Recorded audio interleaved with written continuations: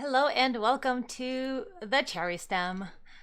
We have a pretty special episode today. It is called a spotlight.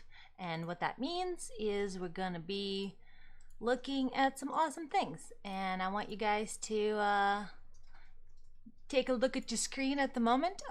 Those who have the opportunity to look at the screen.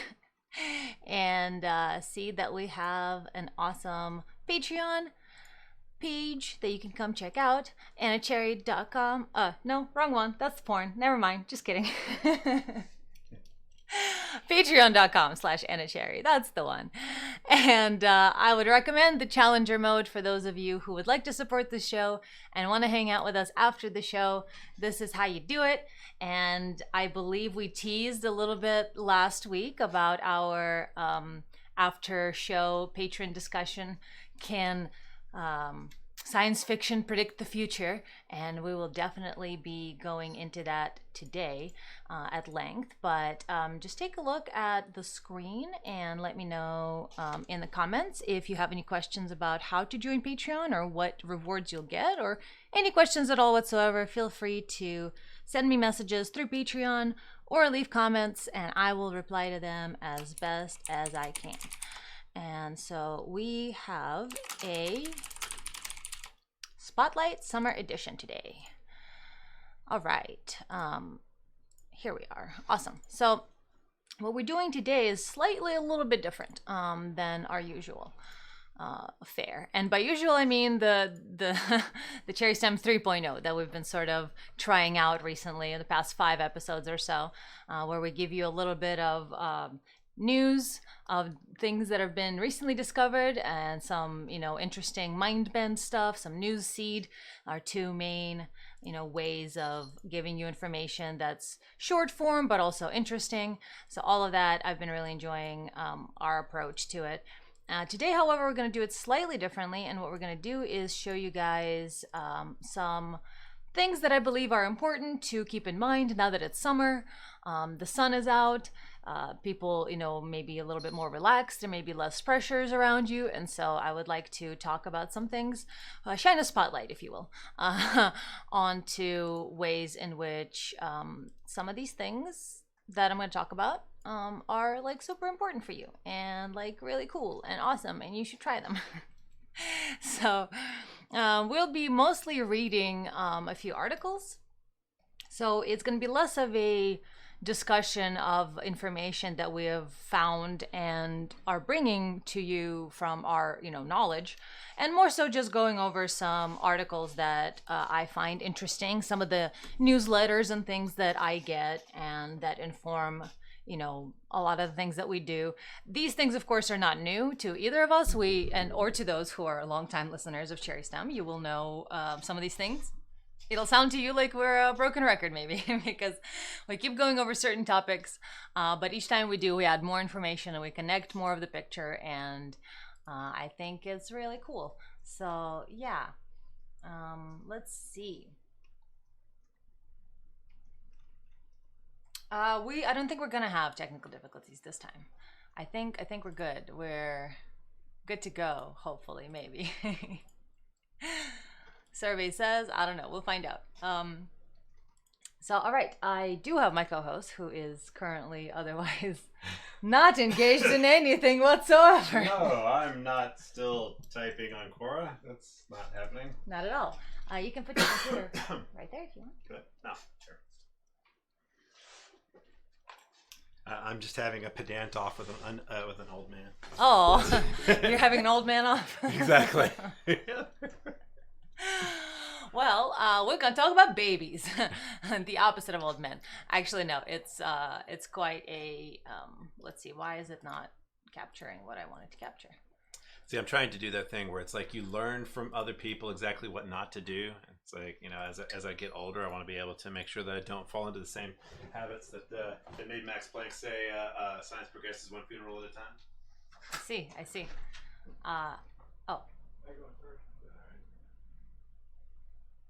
Okay, apparently we are.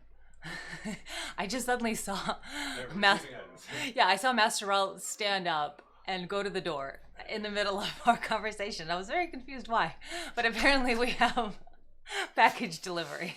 I could hear the doorbell I did and you not. could not. All right. I did not hear the knock. I didn't hear anything. That was the doorbell.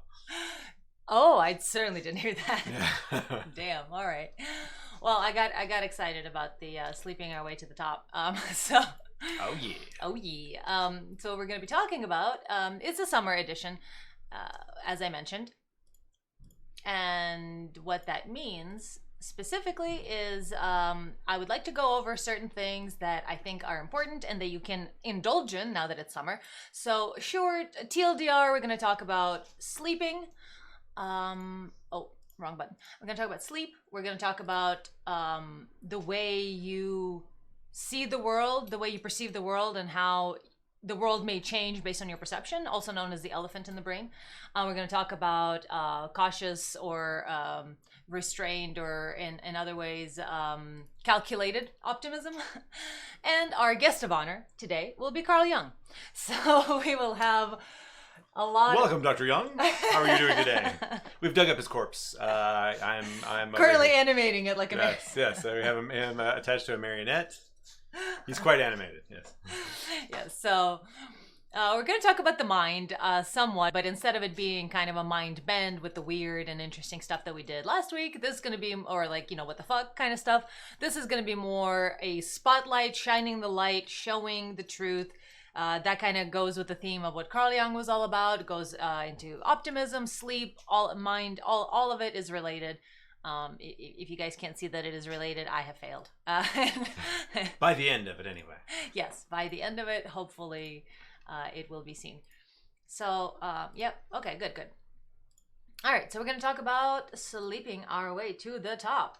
And the importance to me here is destigmatizing sleep, because we are currently embroiled in a culture that values workaholism. It's kind of going away now. There's the new sort of wave of tech bros and enlightened billionaires I'd say it actually started with when basically on the West Coast, wearing a suit became a sign of being an underling. In other words, if you were wearing a suit, it's because you were trying to suck up to the people who had real power, who were wearing comfortable clothes, and that was a West Coast thing. That was still on the East Coast. So with the growth of Silicon Valley, right? So it was with the growth of Silicon Valley, and I think that was one of the first things that kind of gets to that point that if it's just like, okay, so in Japan they have a culture of workaholism, like that they're practically the start of workaholism, working people to death. I mean, it's just it's so important. But falling asleep in meetings and things like that on the bus is a sign of that. Oh, that person really works hard, and so it's not stigmatized. Instead, it's like it's actually venerated. But as a sign of the fact that you work so hard. Yeah. However, in the West, we have, in my opinion, a dysfunctional system of. Well, a lot of it has to do with the constraints that are placed on the working people. That one of my favorite things this week in our Discord was in the gaming tabletop RPG room. There was somebody who posted a meme tweet saying that D&D allows you to live out any manner of fantasies, like being tall, killing corrupt politicians, getting 8 hours of sleep, and waking up full rested. Yeah. Fantasies. Yes, fantasy. And it really hit a lot of people hard, the sleep thing, because the way we have scheduled our lives around the system that constrains us, the way people have to have graveyard shifts, the way people have to just go around. That was one of the things that happened with automation. You would think that the idea is automation is supposed to give everybody half work weeks, but instead what ended up happening, instead of keeping people alongside with automation and just having people work less, we ended up completely replacing people with automation and making them unemployed. Because that's how capitalism works. If you can make more money, you're not going to make your employee's job easier or their life easier. You're going to just convert it into profit for you. Right. I believe there needs and consolidate the wealth to the top. Exactly. So as useful as the model of competition to produce the best goods is, and I do believe in that, I do think there also needs to be a protection or a value placed not just on shareholders but also on the what is the opposite of the GDP? Like GDP is the gross domestic product. However, when people get cancer or rainforests get bulldozed, that actually increases the GDP. So it's not an actual accurate representation of the well-being of the people. So I'd like to have some sort of WDP, like, you know, or not gross domestic product, but gross domestic wellness, the GDW or something like that, to sort of, you know, we have smart people, we can calculate these things. Oh, when it comes down to it, say we have, like, you know, everybody always talked about the you know, from science fiction, the idea that automation eventually make it where, you know, people would just be spending their time doing artistic projects and, you know, pursuing intellectual development and intellectual betterment dialogue and betterment. No, what's going to happen with the way that we've got things set up is that a lot of unemployment. The more automation we have, the more there would be hyper wealthy people with immense power in their own private militaries, and then we already have this. This is all of the, you know, it was started with the name that people remember as Blackwater, but what's the one now that protects all the wealthiest people in the world? There's one major military group that is a private military, and basically there's these huge private military groups, and those will continue to grow. And I mean, if we continue in the system if we continue the way that we're doing things and don't change it dramatically, though, one thing that we will continue to have is that, like, as the automation gets better and better, there'll be fewer and fewer wealthy people, and all those people who are still kind of in the middle will be wiped out by the higher level, top level predators. No, they're not top level predators. It's just like, it's like if somebody weighed 900 pounds and dropped on top of you, I don't care what kind of muscle man you are, you're still going to lose. You know, it's like it doesn't mean that they're actually better at anything. They just have a lot of fucking weight. And that's what money is. It's an accretion engine. It's like a fucking black hole. Once you got a ton of money, you start making more and more and more money, which is why we have these hyper wealthy people who can control everything and will continue to control everything. And unfortunately, money does control. And so automation will just be turned into more wealth for them and zero wealth for anybody who helped produce it. Anybody who's actually worked in technology like I have, you know that inventors are never given anything anymore. The inventions always go to the corporations. You have to be able to capitalize the total wealth that you create through all the education and all the experimentation and all the time that you put into it, all of that wealth that you create as an inventor, inventors have been harnessed. They have been put into, like, all of these little positions where it can be extracted from them and given to people who just have wealth already. That's how it works, and that's how it's worked for years. I mean, that's worked for centuries. I mean, go back to kings and their feudal invention lords hasn't made a goddamn person actually wealthy for so long. I mean, other than just hitting on something that is in the right place in the right time. Now invention is making people wealthy. I'm talking about the individual who actually made the invention, and there's so many people inventing, and it's all captured by corporations. It all gets siphoned, and you know, they're invention machines, and it's like they're seen as lesser because you don't have here's a good example. Tesla. You know, oh my God, I just cannot believe Elon Musk would be this huge fan of what's his fucking face? Edison. Who Edison was a pedant who couldn't invent shit because he didn't understand how anything works, and all he did he was able to capitalize on it, and that's the difference. And that's why it's like, oh, well, he was able to capitalize it. Yeah, and if you got a ton of money for advertising, a ton of money for setting up infrastructure, a ton of money for doing those things, yeah, you can bring it to the public, and that's something that an inventor can't. But it's the inventor who did the greater fucking thing, not the person who had a ton of wealth and resources by which to spread it around. So it's necessary, but they're not the greater thing. The greater thing is invention. That's what creates wealth. Innovation is what creates wealth. I'm sorry. Okay, you got me off on a fucking topic that is near and dear to my heart, and the fact that our country is falling apart because we don't value innovation. We don't actually value it. We value it as something to be taken from individuals. But go ahead. I'm sorry. I don't want to stop you. I just want to butt in for a second. Good Lord. I'm mad.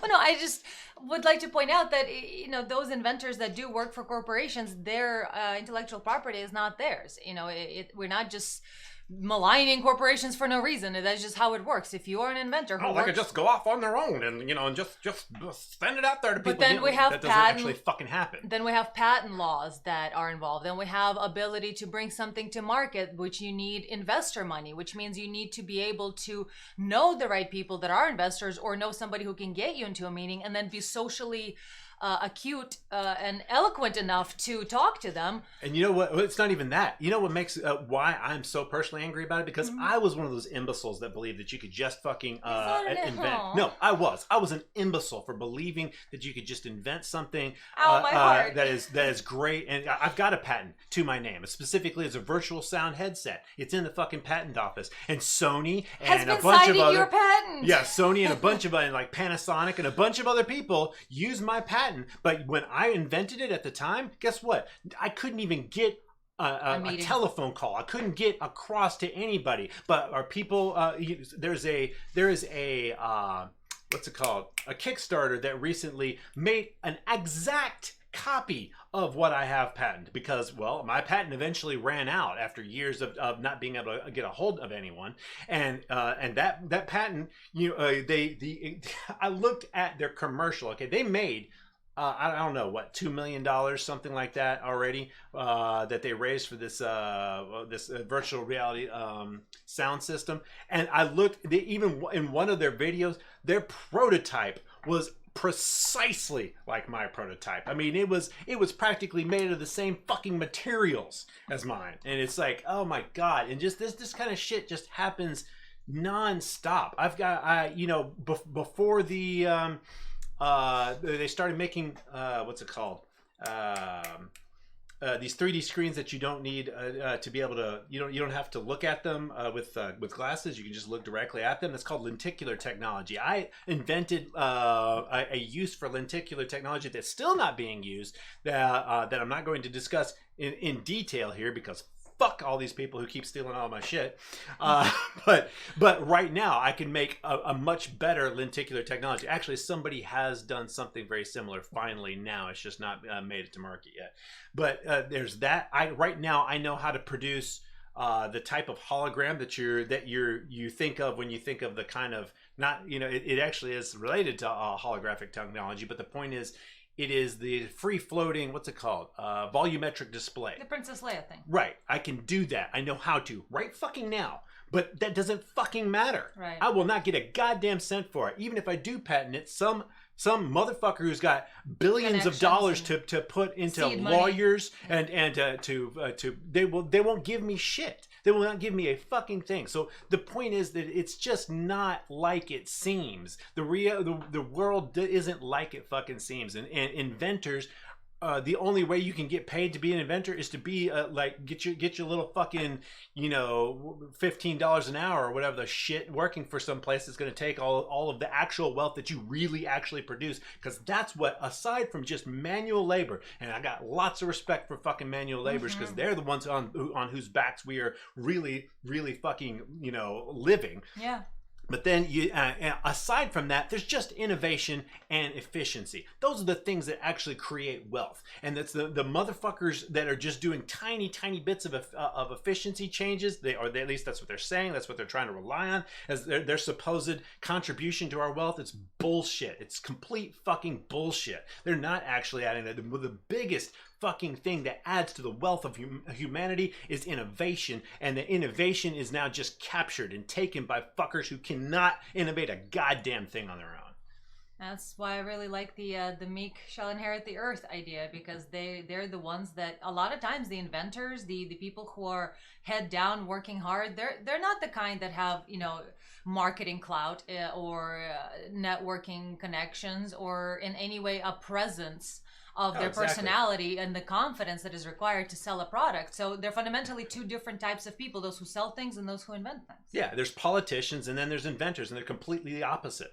Every time I worked at a different corporation as a programmer, the very best programmer, they would be paid the fucking least. It was the person who could sit there and shit talk. I mean, we're talking about you have decades of seeing how the most technically oriented, the person who was the most brilliant fucking programmer always would end up on the fucking bottom. But the guy who could talk a good game, the guy who could go and schmooze, the guy who made sure to talk football, he made sure to play golf on the weekends, made sure to go drink with everybody at the right times. That motherfucker always ended up better off. He always ended up on the top. That's how I fucking switched.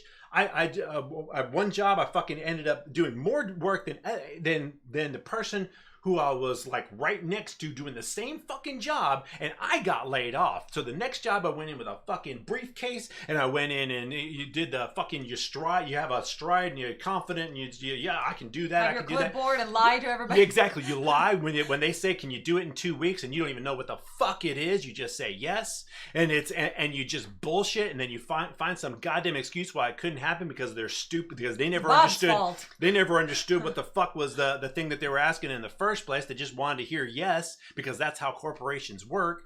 Yeah, I did all that. Because they have to say yes to their boss. And guess what? Immediately within a month, I was a fucking manager because of the fact that instead of doing the job and communicating honestly and fucking head down doing that, instead I went and bullshit. So of course I was immediately rose through the ranks. I was fucking sent as a fucking I was sent to Dubai, as a representative of the entire goddamn company just because I bullshitted properly. So yeah, I'm fucking bitter. I'm bitter for every motherfucker out there who's been given their fucking life to do an honest goddamn hard-working job to create something fucking real. And I'm sick to death of it. Okay, sorry. There's just nothing that makes me angrier. It really relates to a big issue that I get very emotional about, and I'm emotional right now about the fact that the disposability of men, but specifically the good men, the smart men, those who don't ask for too much, those who never call attention to themselves, those who behave in the most best way for others. Oh, he's about to fall on your coffee. Yeah, and you know what? And this is it goes to even like things that have nothing to do with tech jobs. I remember it was like I'm not going to say exactly who, but there were two older men in my life, and one was honest. He helped everyone he came in contact with. He was well-meaning. He wasn't particularly bright, but he worked his ass off until he was fucking he was fucking 60 years old, working still 16 hours a fucking week. And you know, we had at the end of that time fucking nothing. And you know what? And I knew another older man who all he did is con and fucking abuse people and you know what he had? Millions. That's what he had at the end of it. He didn't pay his employees on Christmas. He used and slave labor. I can't stand the fucking injustice. I can't fucking stand it. How did we get on this topic? I got to get off this topic. This gets me fucking so goddamn livid. I can't fucking take it. We were just talking about workaholism, okay. So I don't know how. Right. Can't take it. So, you know, one of the things that we're going to talk about is the importance of sleep, and somebody didn't get quite all of his sleep today. Maybe just a little more on edge than normal, but I believe it is important to just let men rant and let people, especially men, because you know what? We don't hear from men almost ever. Okay, we hear from Ben Shapiro and whatever the other lobster asshole is. We hear from two guys, and then we never hear from guys in your life every day. They're silent. Look at them. They're just sitting there agreeing and going along with everything. What are they thinking? What are they feeling? What are they upset about? Nobody fucking knows. Because nobody asks them, and they never get allowed to talk about it. Well, sometimes guys will get together and they'll talk a little bit, but it's you got to be outside, with you got to be outside and be quiet, It's you got to whisper it. Right. The idea of the anger, or that the way men express themselves can be off-putting because they're loud. They're angry. Yeah. Right. It's that makes them bad automatically because they're angry. Right, but we ignore all the bitchiness and the coldness that women have in their behaviors, and that's somehow okay, and we'll let women rant, but we don't let men rant because it's, scary. So I want to have a platform to let you rant as much as you want, all day, every day. The Cherry STEM is your place, baby. You tell them. You tell them. Because a lot of times I end up talking a lot, and it kind of frustrates me that once again we have all female and low male, and it's it just frustrates me to have that kind of imbalance that is so culturally accepted, but I believe is dysfunctional. We need to have equal representation, and that's my little SJW hat as the actual literal, well, maybe not a warrior. I'm a social justice bard, I would say. Justice bard, yeah. Yeah, okay. Maybe a sorcerer. Social justice. Sorcerer. Sorcerer or bard, one of those. You're definitely a meme warrior. Yeah, yes. All right, so let's destigmatize sleep, yo, because you need it, and it makes you cranky if you don't get it. Well, also it fucks with your brain. Right, exactly. So let's read this article. There is more refreshment and stimulation in a nap, even of the briefest, than in all the alcohol ever distilled. Quote by Edward Lucas. So let's talk about sleep. We all do it, and we all need it. In fact, I'm going to interject with a little bit of neuroscience. Going 2 weeks without sleep, your immune system starts failing, your hair starts falling out, and then you're going to die after that. So, yeah, don't, not sleep. It's not okay. Yeah, there's people who have, a thing where they can't sleep, and they end up dying really, really early. Mm-hmm. So, yeah, let's take a look at the Eastern cultures. Let's take a look even at the West Coast cultures. And of course, part of that is how much sunshine we get out in the West, how good the weather is, how much there's public transport. So of course, Silicon Valley and California in general, West Coast led the charge of balancing work and life better. As opposed to the East Coast and the workaholic New Yorker never sleep attitude. I mean, that literally is the name of the city that never sleeps. No wonder they're fucking crazy. I think that's Las Vegas. I thought it was New York. Well, I don't know, maybe. I don't know. Maybe you're right. You're probably right. So let's talk about destigmatizing sleep as Terry Crowell is trying to flip this narrative. He's a researcher and sleep researcher specifically, and co-author of the book Sleeping Your Way to the Top: How to Get the Sleep You Need to Succeed. So this is what I'm talking about. Mixing life-work balance in a way that you use your wellness, which comes from eating right, sleeping right, and taking care of yourself and your mind, in that sense, taking care of your well-being and being grounded and being at one and at peace with yourself, that actually leads to more productivity. In fact, in Italy, one of the great examples that I like to show is that they have more vacations than anywhere in the world in terms of their workforce, how many vacations they get a year, how much free time they have to just take off work and do whatever. And they're actually one of the most productive nations. So there is very direct relationship between taking care of yourself as a person in terms of health, sleep, and food, and your love life, I guess, your family, your connection to the community, and how that directly translates into productivity. So for those bosses and workers out there who want to get more out of their employees, give them more time off. It's just that simple. But let's look at the research for it. So there is a interview with him that I may or may not look at, but yeah, and that's one of those things where a lot of times just managers think that they're adding efficiency when what they're doing is making people more stressed out, less capable of thinking, thereby reducing their actual productivity. And there's been literally direct tests of this kind of shit where they find that you're reducing productivity by being overly pedantic and overdoing how efficient things are. It ends up fucking shit up. Yeah, that's also very true. And you step over dollars to pick up pennies. Right. Yeah. There's indication that something like that. I don't remember the exact details, but it had to do with essentially allowing your workers free time to browse, Facebook or Twitter, or basically have some sort of decompression time between tasks. And from an outside perspective, you would think that they're just wasting their time, they're procrastinating, they're not spending time working these valuable hours that you're paying them for. What are they doing? We end up finding that giving them that rest time is what allows the workers to make less mistakes, to be more focused on their job when they are doing it. So and there's a balance, of course. Of course. You can get over the top where they're just constantly wasting time, but I don't think that's necessarily. I mean, of course, that it will happen for those who are more immature, or for those who are who don't understand the importance of their job. But there's another balance to the other side of it, where we have the open offices with the ball pits, and that actually reduces productivity. So there has to be a mix of free time and work time, but in a enclosed space where you can have your own, basically allowing people more autonomy. Right. And also it's about morale too. And when a person actually, when you can when you have a feeling that you are working on something with a group instead of doing it because you absolutely have to, and it's just onerous, but instead you feel like that you're part of a group doing something, because that's what all that shit's supposed to be about, is everybody actually working together and feeling like you are part of the company, and you're making something that is your team win.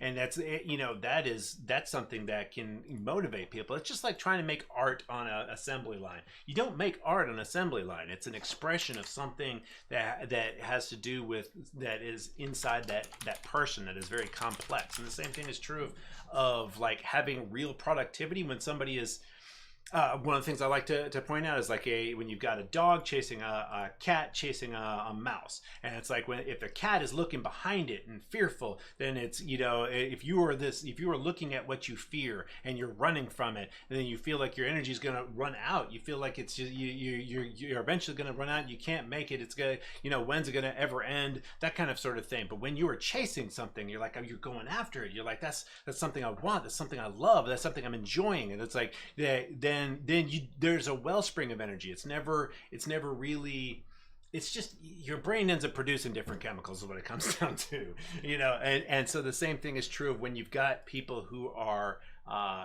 being stressed out and you try to pressure them into something instead of using morale to allow them to use a passion, and so allow them to pursue something instead of trying to crush them into a fucking mold. And part of that is the autonomy. Once again, it feels like a very important thing, because a lot of times we end up treating people that are the employees get treated as unthinking robots, and they're just told, do this, go there, do this thing exactly according to the script, don't think, just do the thing. And that, I believe, is at the core of a lot of the dysfunctions of bureaucracy that we currently have, because people are not allowed to make their own decisions. They're not allowed to manage their own time. And it's like, okay, if somebody's wasting time, you can fire them, but first give, you can't just treat everybody by the lowest common denominator and treat everybody like they're all going to be, time-wasting assholes. Sometimes it's because they feel like anything they do is an exercise in futility. That's when a lot of times when they are procrastinating, when they are getting stuck in a state like that, is because they don't feel like they can accomplish what they need to accomplish. And I've been a manager before, and that's part of being a good manager, is knowing how to inspire people to and make them feel like, okay, let me solve your problems for you. That's what a manager's supposed to be doing. Let me solve your problems where you feel like you can accomplish the goals and feel like you've done a great job in your job. That's what a manager's supposed to be doing, not trying to be a pedantic, where are your TPS reports, and that's that kind of fucking shit. That's because they have their own boss that's treating them like that. It's just a chain of stupid. Yeah, yes, it's chain of stupid. And one of the ways we can break that is by getting more sleep. So let's talk about it. So there's actually a podcast. So in our podcast, on patreon.com/endofcherry, I upload all the audios from these live shows in a form of a future podcast. It's an unofficial podcast. It has an RSS link. It's basically a private podcast currently. So down below in the description, you can get the RSS link, put it in your favorite playlist, whatever podcast player, and theoretically that should work and should give you all of our previous episodes and all the future ones. I have no idea how that works. I'm just gonna hope that people who do RSS things know how to do it. Otherwise, you can always just download the audio files or listen to them on Patreon, because they're all public posts. One of these days, though, we will get our Patreon high enough to afford hosting fees, and we will have CherrySTEM and all of its 35 plus episodes on Spotify, etc. That is my goal. I would be the happiest person in the universe if I could see CherrySTEM on Spotify. Oh my god.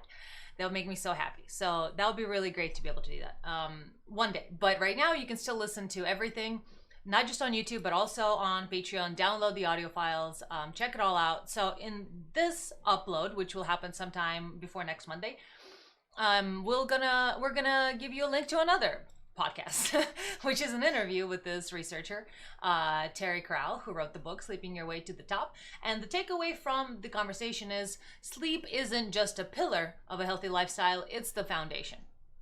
And so the article goes to talk about when we wonder why we can't lose weight, or are having heart problems, are in a bad mood, fighting with our spouse. We never stop to connect the dots that it might be our sleep or lack thereof that is causing all of these things. And of course, as a society, we stigmatize those who prioritize sleep. It's an uncool, slacker, lazy bum sort of thing, right? Friends scoff when you turn in at 8 p.m. Or take a nap. Oh my God. It's like I'm sure there's a lot of guys out there that'd rather take a bullet than take a nap where anybody will know about it. Yeah. And of course, gurus claim that you can do this or that and get by on only 6 hours of sleep, which, by the way, you need 8 hours or sometimes more, depending on your special physiology of your brain. You need 8 hours or more. And of course, I like to point out the idea of brain plasticity and how it relates to sleep, in the sense that babies sleep all the damn time, constantly. When their brain is growing, when it's developing, when it's doing stuff, they need a hella sleep. And then the old people get like 4 hours of sleep a night. And they're fine. I'm fine. 2 hours of sleep every night. Now I get up, I go to bed at 2 a.m., get up at 2:30. Have to get up awfully early in the morning to have a brain as made out of concrete as mine. Basically. And of course, those who have been listening to our shows, there's this thing about brain plasticity, that your brain does become less plastic, less moldable, or able to do things as you age. And a part of that has to do with prolactin, and it has to do with learning new things that can actually help you. But if you haven't tried new things by the time you're a certain age, 40 or so, it is unlikely that you will, because the brain gets set in its ways unless you keep doing things to keep it active and unless learning you're really things focusing and on keeping your plasticity up. Your brain starts to degrade in very particular ways. Right. And of course, then we get dementia and Alzheimer's and all those fun things. So sleep stigma is even an issue in schools with the Adderall epidemic. And here's a quote by Crowell. He points out that we don't attach that same sort of mindset and characterization to being thirsty. We don't see needing another drink as being a weakness on any level. So you can shift your mindset and embrace the idea that sleep is as vital to your health as staying hydrated. So when you feel the need, like I do right now, to drink something, you drink. And then people are like, yeah, of course, they're thirsty or they're hungry. They have to do the thing. But for some reason, sleep being just as fundamental as those two, when somebody feels tired, we say, just push through it. Like, what is that? So sleep is as vital to your health. And where it comes from is that, people have historically, anytime civilization starts to go a bit haywire, what you have is a lot of people end up with depression. And depression is, in my opinion, it's a method that our physiology uses to problem solve in a certain way. And that is, like, for anytime you undergo some sort of trauma, it's because your tribe has just been, gone through war, a bunch of people have died. You can no longer use your specializations. You gotta learn new things. Yeah. You gotta go, find. That's a great segue into our next topic. You gotta find some food elsewhere, et cetera, et cetera. And so it does actually, a lot of times, depression serves a purpose if it doesn't get locked into that state. But then what you have in civilization is that there's no you can have people who can get into a depressed state and then not find the solution. In other words, there's no solution. There's just and then they end up stuck in a learned helplessness, in which case they don't escape from it. So I think that there's a stigma around it, because what you have is people whose brains have gotten into this higher learning type of state where they're supposed to be finding a new solution, and instead they get stuck there. And so they end up, society has seen things from a simpleton kind of viewpoint, a simple animal kind of, we're not doing anything, so therefore they're lazy. And I think that the confusion between laziness and depression is what leads us to have this thing against sleep, because there's just a history of people ending up with depression and then being seen in a negative light because there is something wrong with them, and they are not producing as much, but it's because there's something standing in the way, whether it be some sort of weird sociological phenomenon, or there are things that need to be changed. There needs to be some, they need to learn new skills. They need to, sometimes it's just because they haven't gotten the right training and don't understand what's going on with them, that the depression gets locked in. And then especially if they're experiencing it at a young age, there be this just there's so many things that are beliefs that drive us that we don't know we have as a belief. And that's one of the things learned helplessness is this deep-seated belief that you cannot change your situation. And lots of people end up with this is you cannot change your situation. There's just too much there. And it's really, really hard to overcome that. And that's like a life practice that people should be teaching children from the age of fucking 2, how to understand. No, there's always a way around. There's always some way to break through. You just have to keep searching. You just have to look for another fucking way. Fantastic segue into our next topic. Excellent. We're not there yet, but we'll get back to that. Oh, too early. Yeah, it's all right. It's all right. It's good. Premature seguation. Insanguination? What? Yes. Exsanguination. So, biologically, what exactly is a human's natural sleep pattern and why is it important? So, if we look at historical societies and current hunter-gatherer tribes, yes, they do exist, biphasic sleep pattern emerges across cultures, geography, and time. Rather than only sleep for a long period of time at night, biphasic sleepers have long night of rest and have a short nap midday, which was really great when we were working morning hours. There would always be a need of like that midday nap. And of course, Spain has siestas and has culturally had a siesta, which, I think is fantastic. When I was a kid, I hated that nap after, in Russia we have, of course, you have breakfast, then you have dinner, then you have supper. And so dinner is the 2 p.m. thing. And after that, my grandma would always make me take a nap, and I hated it because I wanted to go play. But now I love it. I want it more in my life. It's so good. So let's look at what that does from a biological point of view. So our sleep goes up and down throughout the day. By the afternoon, most everyone can attest to feeling some drowsiness that eventually goes away as the day continues. So there naturally here we have a diagram. We have the circadian rhythm has a bit of a wave. The sleep drive, of course, follows it. And a lot of it has to do with the adenosine, which is something that what coffee does is it blocks adenosine receptors. And so sleep reduces your adenosine. And as the day goes, the adenosine does stuff and other things. Technically speaking, of course. I mean, I don't know if you guys are following along. Siestas, as I mentioned, midday naps or rest periods in countries like Spain or Greece are an echo of what is natural. At the point in the afternoon, between, let's see, where is it? Right here somewhere on the graph here. Because it goes from 7 a.m. until 11 p.m. I take it you're screen sharing? Yes, I am screen sharing. I hope so. Yes, I am. Okay. Siestas, which are midday naps, are echo of what is natural. At that point in the afternoon, when you start to feel tired, rather than hype yourself up on caffeine or sugar, maybe a nap is what you really need. Sleep deprivation is a public crisis. It makes us unsafe drivers, poor decision makers, and causes us to be cranky or disagreeable, and leads to a whole swath of health problems. And if you'd like to read more about those health problems, there's a whole freaking book about it. So we could go on and on and on. But reducing your mental capabilities too over time, as we're talking about severe, changes to neurological profiles, so. As well as your immune system. Yep. So really, those who struggle with immune issues, sleep may literally be your first go-to attempt at curing it, and just remember, go to sleep first, then try developing brains that are growing and getting better need lots of sleep. Brains that are dying and turning to shit need less sleep. You know this already, so take that into consideration for sure. And I will be linking the entire podcast in the Patreon, so you can listen to the specifics from the sleep researcher and author of the book Sleeping Your Way to the Top. How to get Sleeping Your Way to the Top, how to get the sleep you need to succeed.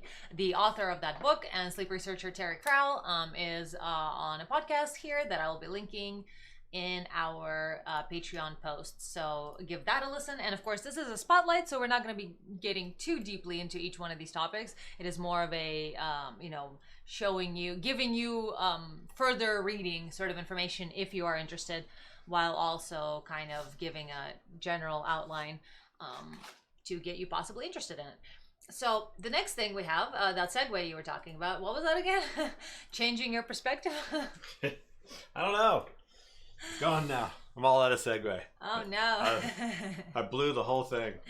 Blew the whole segue? Yeah. Well, we're going to talk about how changing your perspective can change your perspective. Well, okay, I can see how changing your perspective could lead to actually finding a way around, because right, that's exactly. That's what you you're have to talking about. constantly be changing your perspective to find another way around.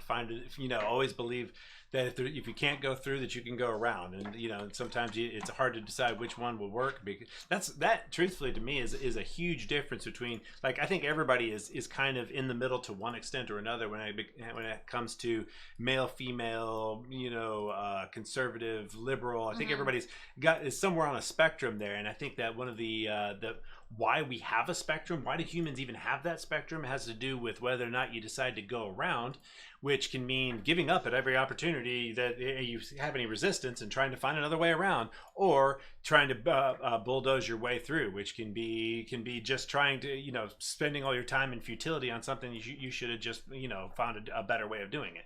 And so there's a good and a bad to both of those perspectives, and it's almost impossible to know which one to do except through experiencing it. There's actually I always forget what it's called, but there's something in mathematics where you have to go through the entire equation, which can be absurdly long, to be able to. There's just no shortcut to figuring out how the equation will come out. And there's a word for it. I can't fucking remember. But need more sleep. Yes, I need more sleep. No, I don't remember labels with a shit anyway. That's true. And I've decided that's fine. But anyway, the point is that there's I think there's these two very important methodologies that you kind of have to seesaw back and forth trying out. Sometimes the only way to get there is by buckling down and fucking paying no attention to all the negative signals and bulldozing your way through. And to me, that's kind of a masculine way of doing things. And also that ends up meaning that there will be times when you use that perspective that you decided to bulldoze your way through and you were just on the wrong track the entire time, and you can make it feel like it was an idiotic waste of your time and resources that you wouldn't give up when you could have just fucking found a different way of doing things. But the truth of the matter is there's no way of knowing that. Sometimes you just have to do that. And the same thing can be true of, like, trying to find another way around. It's like, you're just giving up too early. You're not putting in the proper effort. And the truth of the matter is, no, you're just being innovative and, looking for other ways to get there. And so all of us kind of have that undecidable proposition before us, and we have to just kind of try both back and forth, in my opinion. So that's the only thing that's ever really worked for me. But my point is that there is some way through, and changing your perspective allows you to reassess, back up and say, okay, should I be trying to find a way around, or should I be digging in and really, really putting in a tremendous amount of effort to just blast through this? Which one is it? I don't know. And I'm going to make a decision on which one I'm going to do, and then do that again and go. And, so there's just kind of this backing out, looking at it, and, reassessing, and then going back in on whatever strategy you decide on. But by God, decide on one of your strategies. And the quote that I really like here is by Wayne W. Dyer. Change the way you look at things, and the things you look at change. It's true. It is. There's this idea called elephant in the brain, which I think it means that we have, it's sort of like, the elephant in the room, that, there's some things there that you don't talk about it. It's kind of like that, I believe, is what the expression means. But I've never been too certain about it. I'm curious. I'm wondering what they're talking about. Yeah, so we have food for thought. I think they're probably talking about the fact that it's like one person feels this part of an elephant, and it's like, an elephant is this strong, rough thing. That thing. And it's because they're feeling the trunks. You're right. And then when they feel the trunk, or the feet, sorry, yeah. Right. And then the other one is, no, it's a bendy, long thing. And it's like, no, it's a flappy, thin thing. It's and the truth of the matter is, elephants, all of those things. So we have food for thought here. Why we do what we do. Do you really know why you do what you do? Answer that with a no, please. for the love of God. For the love of yourself. Yeah, if you learn anything about, go. If you don't answer that with a no, please go look up a bunch of neuroscience immediately. Stat. Because the truth of the matter is, we are constantly confabulating reasons for we come up with our bullshit actions. reasons for why we do things, when the truth of the matter is we've got so many influences, from instincts to habits to beliefs the we people never around us to beliefs that were instilled in us from childhood. We never Yeah. made a decision to believe that, and we never even thought about the fact that we did believe that, Right. but we do. And it's like there's just so many different things driving us, and the only way you can really get at that is when you just kind of admit, yeah, there's a ton of shit. I'm gonna keep looking for it and trying to catch it, but there's a ton of shit that, making me do stuff, and I don't fucking immediately know why. And sometimes you can't just spend all your time in your head either. You gotta fucking move forward. Yeah. And so it's not just excusable, it's absolutely unavoidable that you're not going to know absolutely all your reasons for why you do things, and thinking that you do know all your reasons is just a recipe for fooling yourself. Well, it's like tending a garden. Anyone who's had any experience with growing flowers or vegetables or anything like that, you know that you're going to have to, there's maintenance. It's never done. You may go into your field and you pick out all the weeds and you water the plants, and then you have to do that again 2 days later. No, I'm imperfect. There are weeds in there.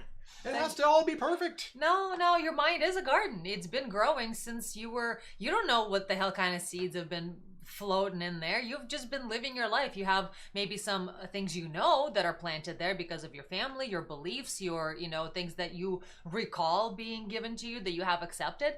But wind blows, seeds get thrown in there. That's how a garden gets overgrown. Same with your brain. It's been growing this whole time, and you just got to go in there and take a look around. And that's why the quote for the entire of our thing is a quote from, I believe, Carl Jung: "Who looks outside dreams, who looks inside awakes." And we are tying in sleep, we're tying in... Damn, I almost got another segue in there. Almost. Soon. Premature segueing again. God damn it. So let's get back to why we do what we really do. Why do we do what we do? Do we know? We don't know. We're constantly telling ourselves stories about who we are and what we do. And it's important to do that, but on the surface, these stories check out. But if you dig a little deeper, they may not hold as much truth as you'd like to pretend they do. One common example of this is a person's explanation of why they go to college. You're going to college to learn, right? Yet you're happy when classes are canceled, and 99 times out of 100, you wouldn't go to college if there was no official credential given at the end. So, are you there to learn? Or are you there to get a degree? And then why do you want a degree?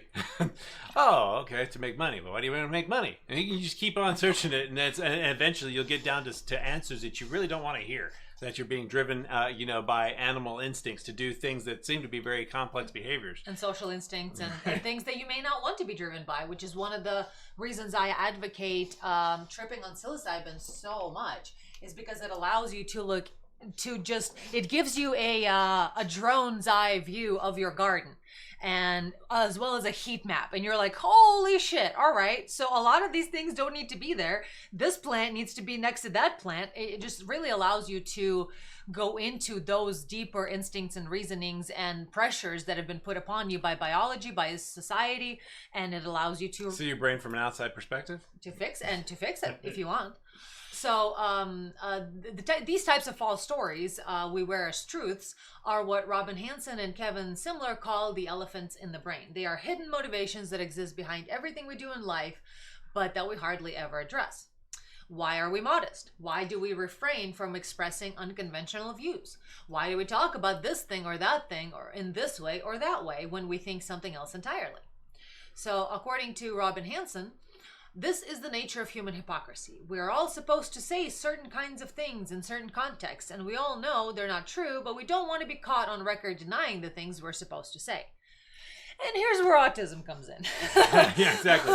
That's called social instincts. So a big reason why people on the autism spectrum have difficulty socializing is precisely because they don't know what these things they're supposed to say are and in what context they're supposed to say them in. Or if they know them, they don't feel like they're important because they don't Sure. understand exactly how dependent upon the social group all of life is. Mm-hmm. And so even if they're aware of them, sometimes they misjudge the importance of these things.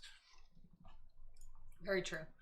And and so it's important to look inside and to think about your thoughts, think about your explanations of things and try to figure out if that's really and the case. believe you have been lying to yourself. And whoever you are, everyone should believe that they've been lying to themselves.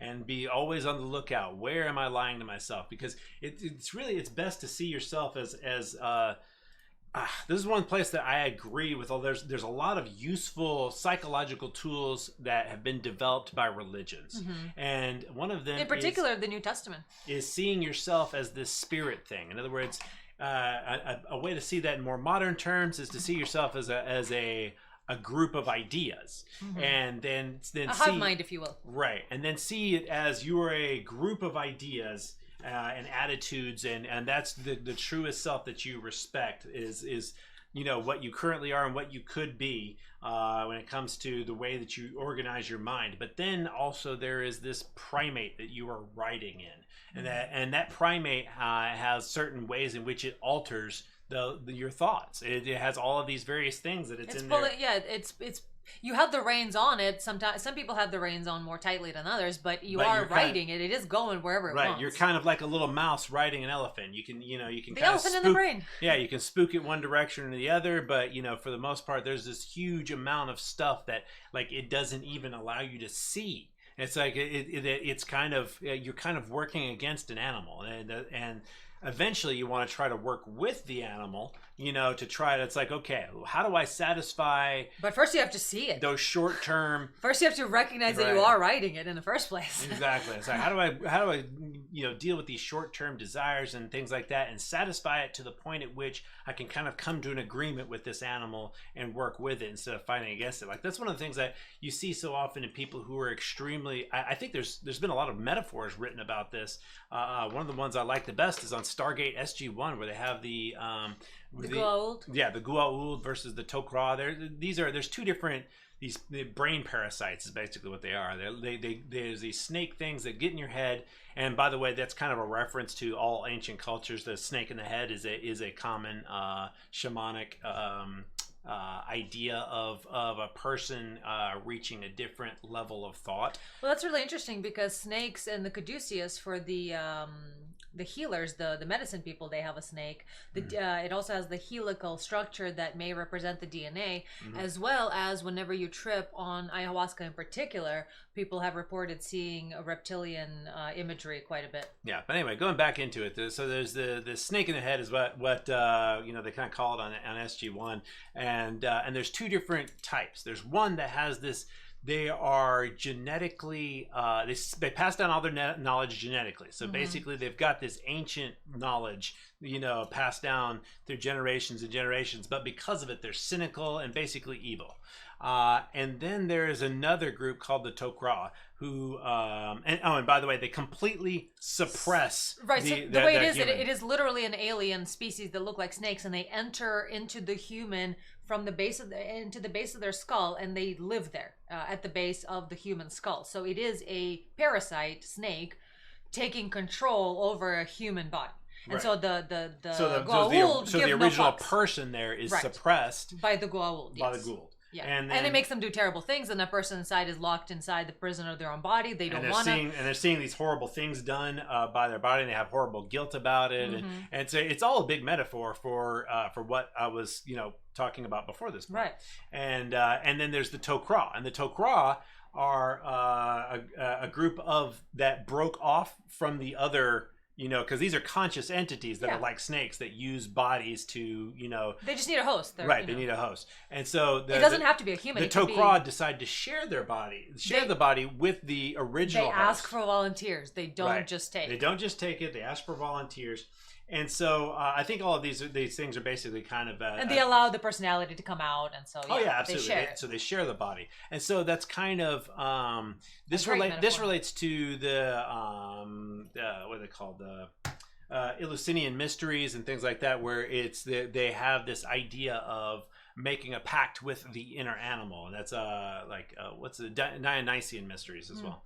And so there's this idea of making a pact with the animal that is basically you see yourself as this separate thing from this other more animal-like entity that you kind of have to deal with, and that is seeing it as the instincts, the subconscious, and things like that. And what you'll find is that the people who suppress who try to suppress the animal end up having the animal rebel. And you'll see like that the more that they don't make an agreement with it, the more they have okay, like say a person's trying to diet. If they're not doing it in a way that, you know, has exceptions and has, like, you know, if you're just basically just crushing the animal inside you, just trying to just absolutely brute force everything, those are the people you'll notice will like just have huge fucking splurging, and their diets don't work because they can't handle it over a long period of time. They always have these huge splurging things. And then you know, where does the phenomena of why is there so many priests diddling little boys? Yeah. Well, I think part of it has to do with the fact that they have been given this perspective of you're supposed to crush the inner animal, never satisfy any sexual desires. And you'll find that people who are that same kind of way about, you know, they're really pent up about sexuality and things like that, they end up kind of having the animal take over. And the animal's more capable of taking over because there's been this fight against it that was never, it's not an easy relationship. It's a constant power struggle. And I think that's kind of what, you know, thousands of years ago, people will realize that if you can find some way to make sure that the inner animal is fed in constructive ways that do not damage your life, then you don't have a power struggle as much as an agreement, and then you have a better level of control of the whole thing, because when you're doing it for both those animal instincts and that higher self that thinks longer term and that has the higher goals and more, you know, ideas about the future and about, you know, things that matter to that thing that we think of as ourselves. And, you know, what is that thing that we think of ourselves? A lot of it is cultural ideas, yeah. things. It's the ideas that we have taken. I mean, each of us, things that we find valuable. Right. I mean, things that we pursue. We all have the same ideas that we could use that are like instruments, but each of us has our own symphony that we play that makes it original on our own. And that's what makes us, is how we arrange all the collections of ideas that are ourselves, is kind of our spirit in a certain way. And so there's a perspective on you know, on all this that can be seen from a modern perspective without religion per se, that kind of goes along with some of these ancient religions and the psychological tools that they've developed to help you deal with the subconscious, I think.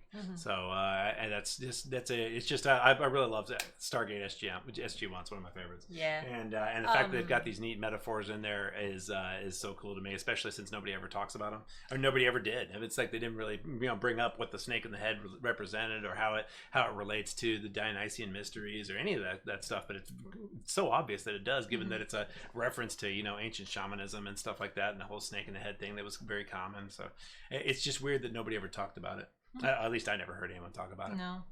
But we haven't really dived into SG1 or just Stargate forums and, you know, people's ideas about it. Yeah, I mean, it's like, what, 20 years old or something? Yeah, I don't know. probably.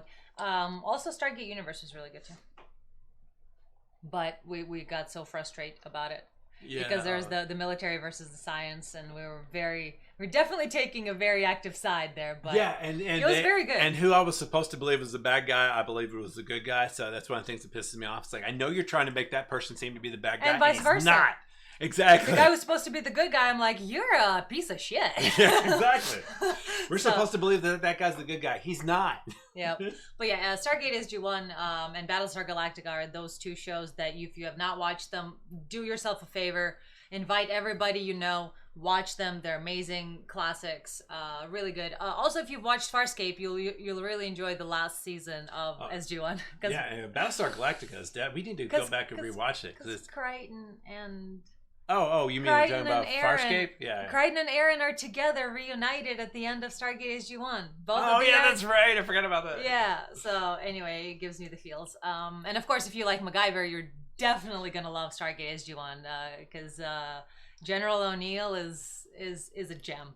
Yeah, and Battlestar Galactica is definitely an exploration of religion and spiritual ideas and stuff like that. I mean, it's overtly. I mean, they don't even obviously. They don't hide it at all. I mean, especially the Starbuck.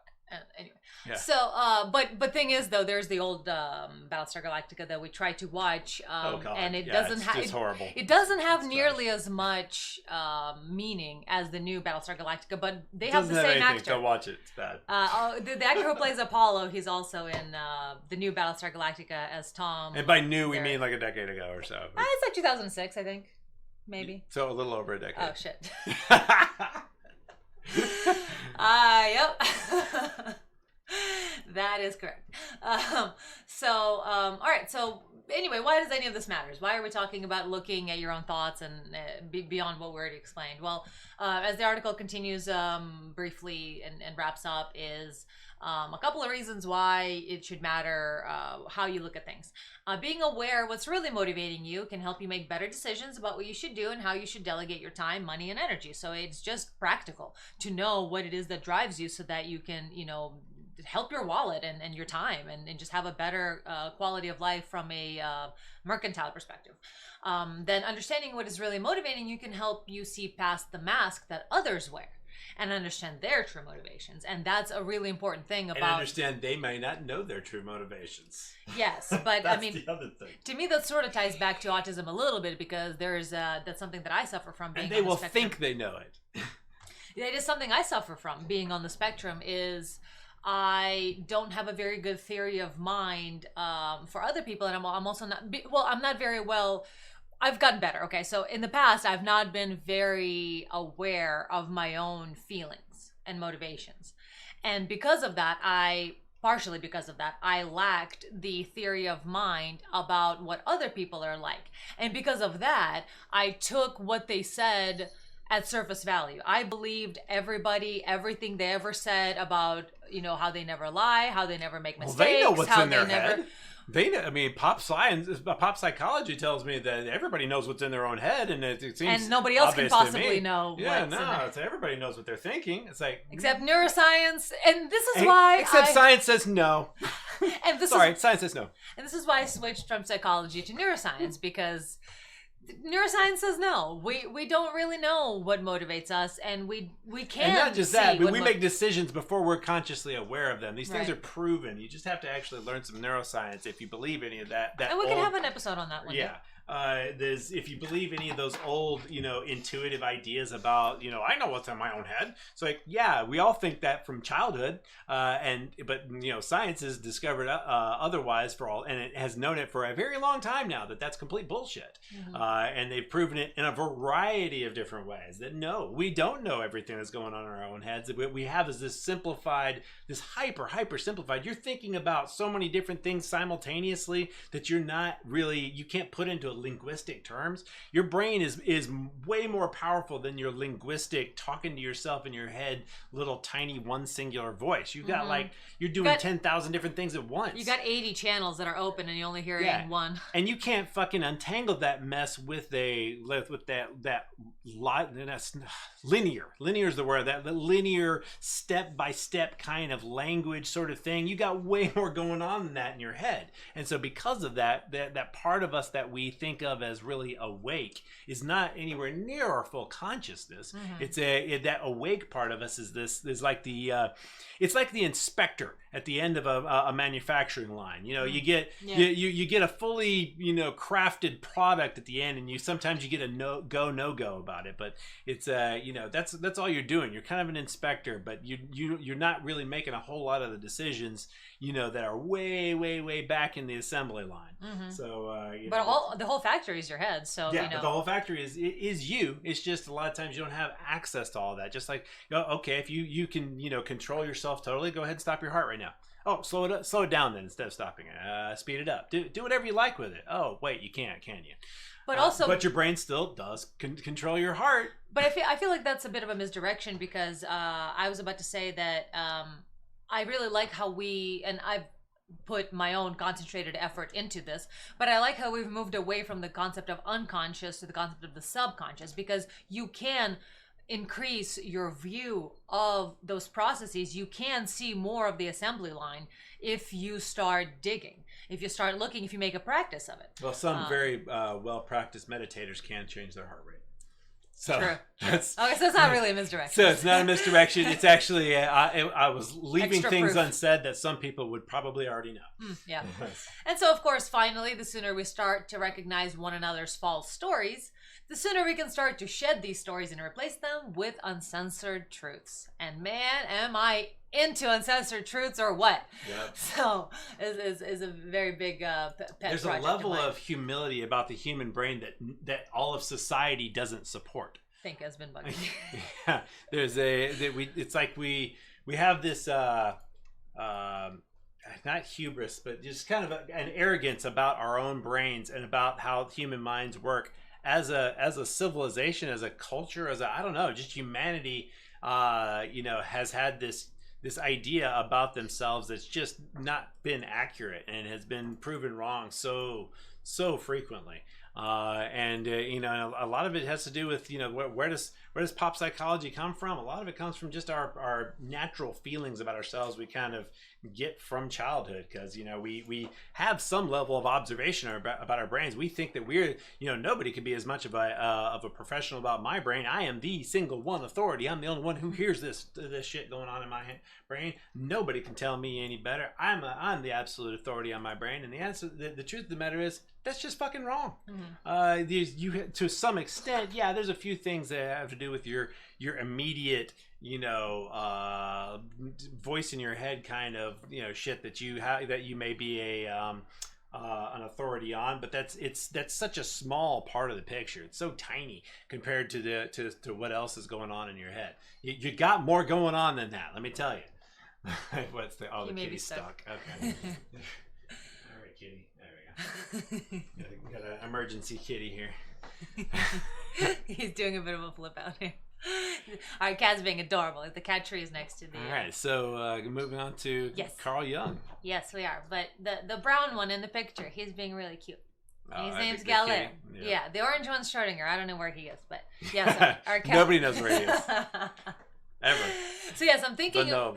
Since we were just talking about looking inside and all of that, it's a perfect segue into Carl Jung, and then we're going to finish off with calculated optimism. So, our guest of honor, Sir. Welcome, Dr. Carl Jung. Who looks outside dreams, who looks inside awakes, Carl Jung. So, Spotlight, hence the name of the episode. But just in general, we're going to be having spotlights quarterly. There's going to be a autumn edition, a winter edition, and a spring edition. This is your summer one. So, Carl Jung, 1875 to 1961. That's a damn long life. Was a Swiss psychiatrist, and well, Swiss, okay, that's why their quality of life is some of the highest in the world. Psychiatrist and psychoanalyst who founded analytical psychology. His work is deep, and a careful expedition into his writings quickly leads you to a dark area. Dark sea, where you may stumble onto a startling truth that you contain multitudes. Exploring his work will help you internalize the idea that you matter, and that there is a hidden purpose and reason for who you are and where you're at in life. With hard work, you can find it. So looking inward, tending to that garden. You, your inner world, and perhaps the collective unconscious, which I would love to do an episode on some of the findings about the puzzles and other ways in which that hint to the discussions collective. of the noosphere. Yes, I would love that, because that would go with the other things that we've mentioned of talking about in terms of how your brain does things before you're aware of it. We have to start talk about hive minds beforehand. Absolutely. And distributed computing. That would be a great mind bend episode. I love it. Yeah. Okay. Next Monday. All right. You, your inner world, and perhaps the collective unconscious are all far more interesting than any garbage currently circulating on the news or masquerading as entertainment. Your thoughts will become filled with meaning the moment you think they are. There's a bit of a Zen Buddhism there. To get you started down the rabbit hole that is Jung's work, here are some of our favorite quotes. The least of things with a meaning is worth more in life than the greatest of things without it. I agree. A man who has not passed through the inferno of his passions has never overcame them. And as far as we can discern, the sole purpose of human existence is to kindle a light in the darkness of mere being. Everything that irritates us about others can lead us to an understanding of ourselves. That's so true. That last part, woo. Yeah, that projection that we all suffer from, and of course, oh my God, that's like that. If there's anything that is central more to the categorical human to mind, the human experience. it's the human experience. It's projection. My God, does everyone project like crazy once you really understand the what projection is? It's oh my God, does everybody do that like crazy? And I personally found that things that irritate me about others are the things that I do that I don't want to do. Yep. Like 1-to-1, fucking every time, man. It's pretty amazing. So we cannot change anything until we accept it. Condemnation does not liberate; it oppresses. As we were saying, why do so many priests, etc. And that's the really interesting thing about it too, is that somehow, and you know, this actually goes back to what I was talking about for the autonomy of the worker in terms of looking at Facebook, because I didn't quite get to finish on that, which, you know, is fine. But it's a great time to bring it up now in relation to other things that we've talked about, the suppression of things. And of course, there's neuroscience to prove this as well, that when you're told not to do the thing, so let's say in the example that I was using, when you're at work and you're told you can never use Facebook, you can't distract yourself, you can't do these things, the mind will become obsessed with it, and you will want to subvert authority, you'll want to rebel, you just will be constantly thinking about it, you'll not have any peace from it. And that there's a specific experiment where, once again, bringing up elephants. Yep. There's a specific. It's all related and interconnected. Through the elephants. It's the elephants, man. Where they had this thing where it's like they had one group and they tell them it's like, okay, don't think of a pink elephant, and if you do, you press this button for a period of time. And then another group, they're like, here's a button. If you happen to think of a pink elephant, go ahead and press it. You think about whatever you want. But think about whatever you want. Think about elephants. Think about pink things. Think about them both together. It doesn't matter. Just doesn't matter. Whatever. Or it's like basically they give them the idea that you can think about whatever you like, but if you including the pink elephant, if for some reason you happen to think of a pink elephant, press this button. Right. And so they've mentioned the pink elephant in both cases, but in the case where they were forbidden, they're pushing it way the fuck more, and then even more so once they were then allowed. It's like, now if you wish to think about a pink elephant, you may, and please click the button and let us know. The people who were forbidden after it was finally released, they were mashing that button like crazy because they were thinking about the pink elephant because they tried not to beforehand. So basically, in my opinion, I think it's actually a survival adaptation for religion to make people really, really obsessive about sex, so that they'll produce as many children as possible, because if you make it where you can't think about sex at all, you'll be fucking obsessed about it.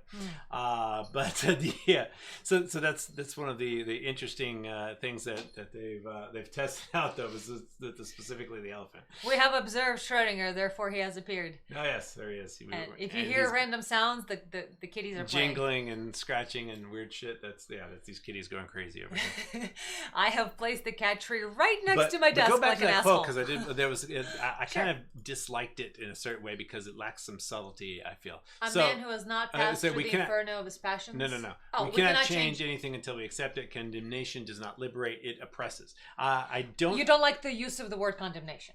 Because condemnation is necessary for things that are a problem, but by condemnation, I think he means something else. Condemnation of people instead of condemnation. That's the subtlety missing here. Condemnation of people versus condemnation of behaviors.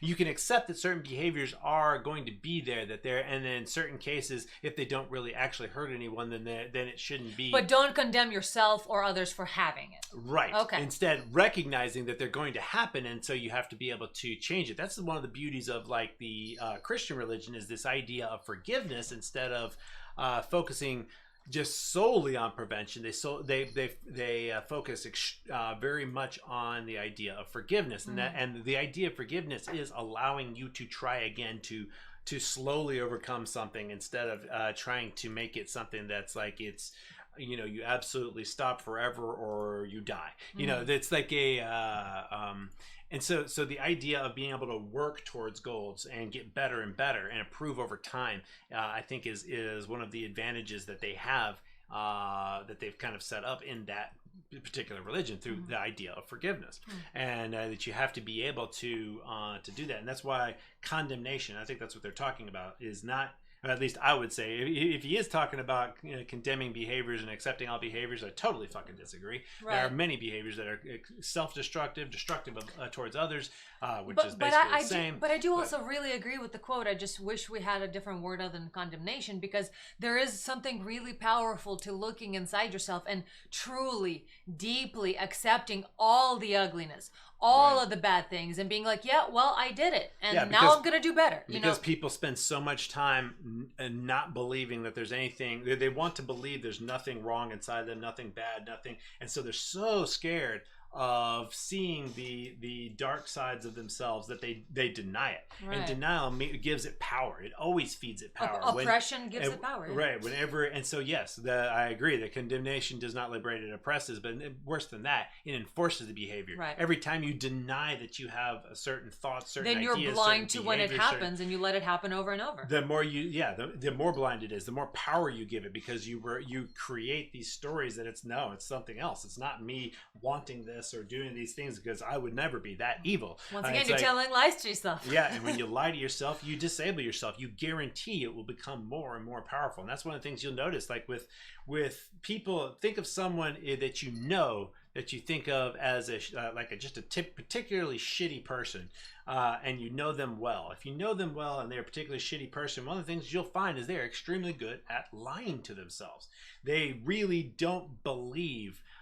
If you know them well, you'll know this. I mean, a lot of people think that the evil people are, mustache twirling, cackling, and that's tying damsels to rails. Right. It's so idiotic. Everybody who is there are so few people who are completely villainous. I want to do horrible things to people, and I love it.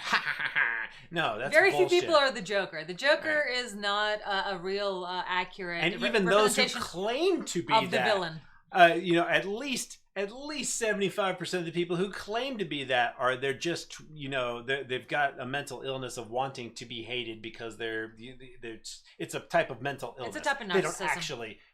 They don't actually they're not actually happy with it. They're extremely unhappy, and if you look at them closely enough, you'll find out even those people who are saying that's like, yes, I'm evil and that's the way I like it. The truth of the matter is that they're just giving up on themselves and believe that's the only way that they can be, and they do hate themselves. And they believe the only kind of attention they can get is a negative one, so they just embrace it. Right. And so there's just so damn few people who actually are a cackling villain. The vast majority of people are just really, really fucking good at lying to themselves. And that includes you, that includes me, that includes everyone. And so you have to be able to really be able to see and say, you have to be okay with it. That's the thing. You have to be okay.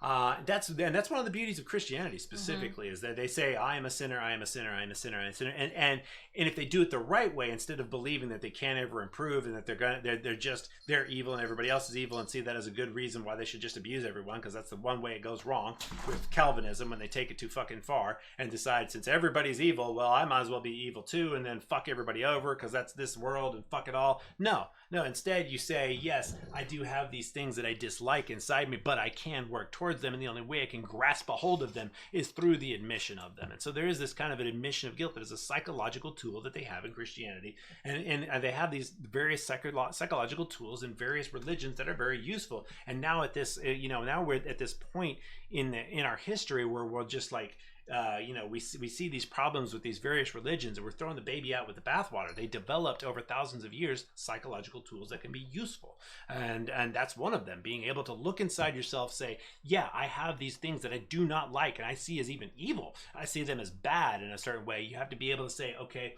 there are drives, there are fears, there are things put inside me that I do not want, and the only way I can get a hold of them is if I can see them, and I can only see them if I admit them. And so I have to see them as not my fault in some way or another. And that's where once again, I really do like Christianity a lot, because the idea of original sin, well, that's just a good way of seeing broken instincts. There are instincts that are there that have all these, you've got to have some hateful rage kind of persona in you when you're in life and death situations, to be able to have the potency and the quickness with which to defend your life. And so, for instance, people who are born in very dangerous places where where everything is life and death, they are going to be an aggressive, rage-filled sort of person, because that is what's necessary.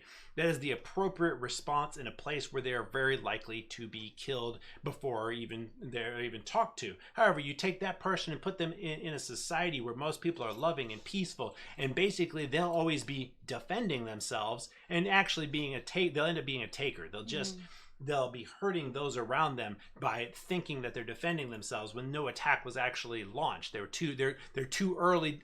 Their detection systems are too sensitive, and so they're constantly defending themselves, and they think they're defending themselves when they're hurting other people. But the point is that there are these things that end up getting put inside us by situations, by whatever means, and you have to be able to recognize them, be able to see them. So you have to be able to somehow or another remove that guilt that makes you get into denial, because it's the guilt that makes you do the denial thing. So how do you eliminate the guilt for a short period and recognize that guilt is a tool for change, not for a long-term, punching yourself in the face, but instead it's supposed to be something that institutes change. You feel guilt for a moment and then decide and make a difference, and then once you've made that difference and you've condemned that past you, then you see yourself as the future you, which is going to do better. That's and a lot of these things, like I said, these tools are built into various religions, and we need to be able to recognize the value of these sorts of ideas and be able to apply them in our own lives, because that's how you end up changing yourself,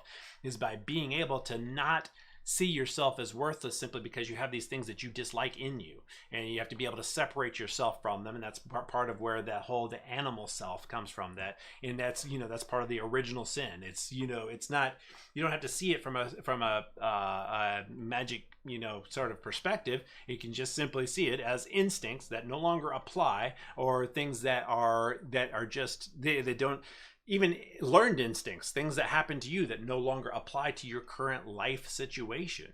Right. And being able to recognize that you adapted to a different situation and now you're somewhere else and have to change. You need to be able to see those things guiltlessly, so that you can see them at all without the natural proclivity to want to see yourself as a good person, wanting to look yourself in the face in the morning and say, I am a good person.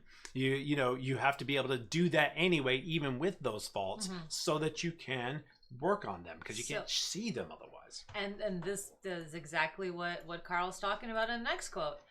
I am not what happens to me. I am what I choose to become. Exactly. Oh my God, I love that quote. I forgot why I like Jung. Yeah. Yes, Jung is a badass. Okay, yes. I think he definitely meant what I thought, which is that the whole idea of the condemnation. He means of a person instead of an idea of yourself, of habit, others, of those sorts of things. The privilege of a lifetime is to become who you truly are. Knowing your own darkness is the best method of dealing with the darkness of other people. There is no coming to consciousness without pain. That's true. In all chaos, there is a cosmos. In all disorder, a secret order. Yeah, that's one that, wow, that's most people would not get that one. But there is, I understand what he's talking about when you look at his. He has some connection to some scientific people as well, and mysticism. Not just mysticism, but also some science. Yeah. Right, exactly, and the idea of the interchange between chaos and order, where we see things like you could look at a sheet of paper and it looks like a nice white sheet of paper. It's very orderly. Then zoom in a little bit, it's this forest of fibers and shit. So it's very chaotic. Zoom in a little bit more, then you see that it's a this perfect harmony of the what happens in atoms. And it's orderly. And then you get down further into subatomic particles, and once again it's flailing all over the place, and it's it's chaos again. And just this idea of what is chaos and what is order has to do with scale, and being able to understand the interchange of those things and how they are somewhat illusory, that are ideas of order and chaos that or like this actually goes to information theory. The more chaotic something is, in other words, the more something whenever you have like a string of characters, it holds more information because it is more chaotic. It is more differentiated. You actually have, so that is a type of order that is found in the chaos itself, is that it is more capable of compressing information. Definitely. That's to do with Shannon entropy. Good stuff next Monday. Yes. There's another podcast that I'm going to be linking to, which is about identifying the lies that we tell ourselves. We all tell ourselves, and letting you all know how to deploy strategies to get you over that hump. So there'll be 2 other, well, it's the same podcast, but there's going to be episode 55 and episode 228, one having to do with sleep. It's a specific interview of the sleep researcher, and this one in particular, episode 55, the lies, these lies are holding you back, a little spotlight on that podcast, and we'll be linking that as well in the Patreon post. Now, that wraps up the awesomeness that is Jung, and we move on to the final topic at hand, which is the calculated optimism. Not yet. This is my final form. Wait.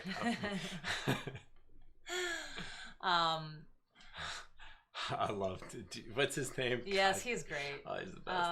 I want to say Jung, but that's absolutely not his name. No. I know that's not his name. I have no idea why I want to say that. But yeah, the Third Rock from the Sun is one of the best shows. One of the best comedy shows. That was so funny. And Lithgow. Lithgow, yeah, John Lithgow. There we go. All right, we did it.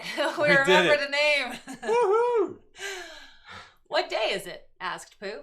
It's today, squeaked Piglet. My favorite day, said Pooh. Stay positive, guys. It's sunny out there and really hot, but that's also good for you if you remember from our heat tolerance exercise podcast. It's really good. So what is a calculated optimist? Well, in the world of clickbait and 24-hour news, it's really easy, scary easy, to fall prey to the mindset that everything is terrible. Especially on the YouTubes, where the biggest clicks are from things that are, frustrating or annoying or scary or possible catastrophes. Just a lot of fear mongering, honestly, is what ends up people end up clicking on the most or end up watching the most. The news has been, the 8 o'clock news has been fear mongering since, day one. It's just always something that people somehow end up drawn to. And that's one of the lies that we tell ourselves. I think the reason why people are drawn to it is because it's easy. When you have no power, you have no responsibility. It's not up to you. And so that's a very easy way to say, it's like, well, I have no power. I have no, I can just give up because there's nothing to do anyway. And so that's the lie we all kind of want to be told. Our laziness when it comes to and our fearfulness sort of leads us down that path where people can just tell us you have no power, and we go, yes, you're right, I have no power. I have no ability to change myself. I have no ability to change the world. I have no ability at all whatsoever, and it's simply not true.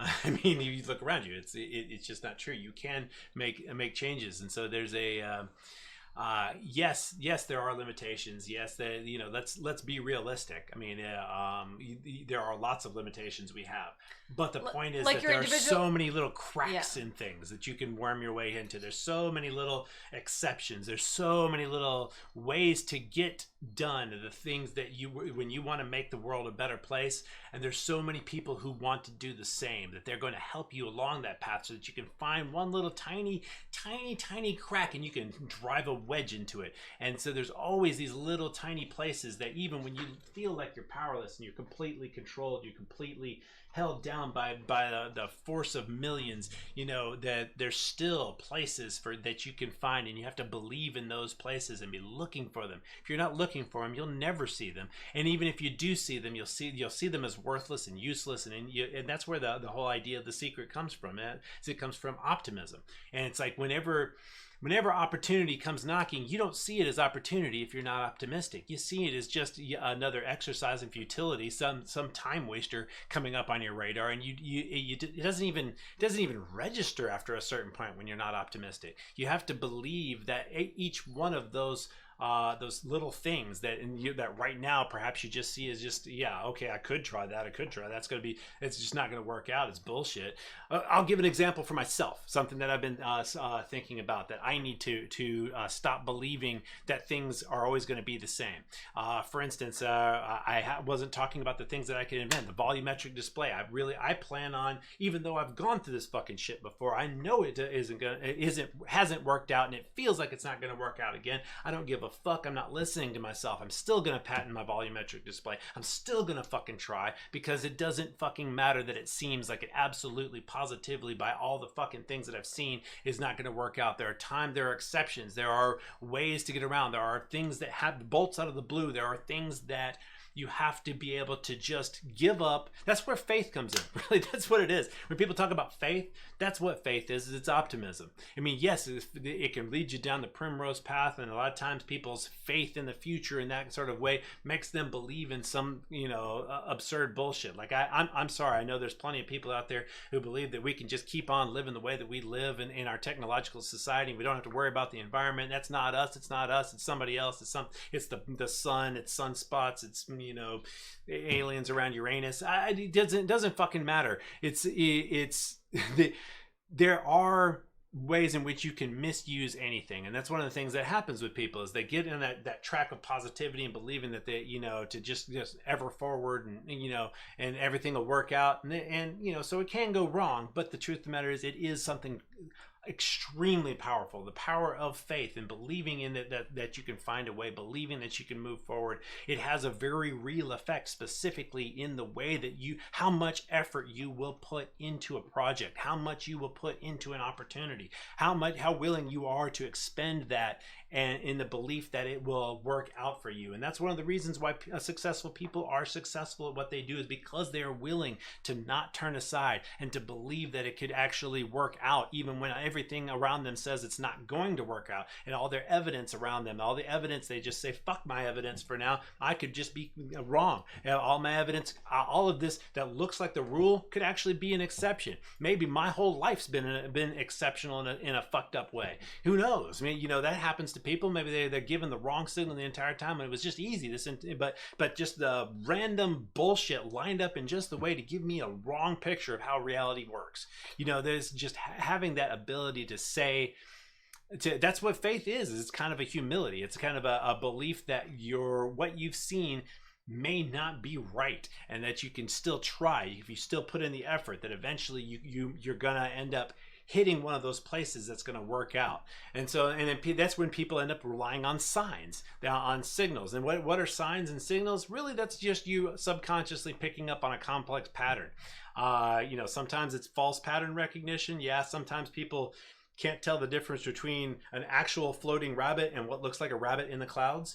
And, kind of putting this in analogy here, they see that in the things happening around them. They see this pattern. But the truth of the matter is there's also ways in which gut reactions are valuable. Gut, and those things that have to do with your very complex pattern matching. There's a reason why we developed those things, and it is still useful, even though it's not as reliable as we would hope, or anywhere near as reliable as a lot of people think.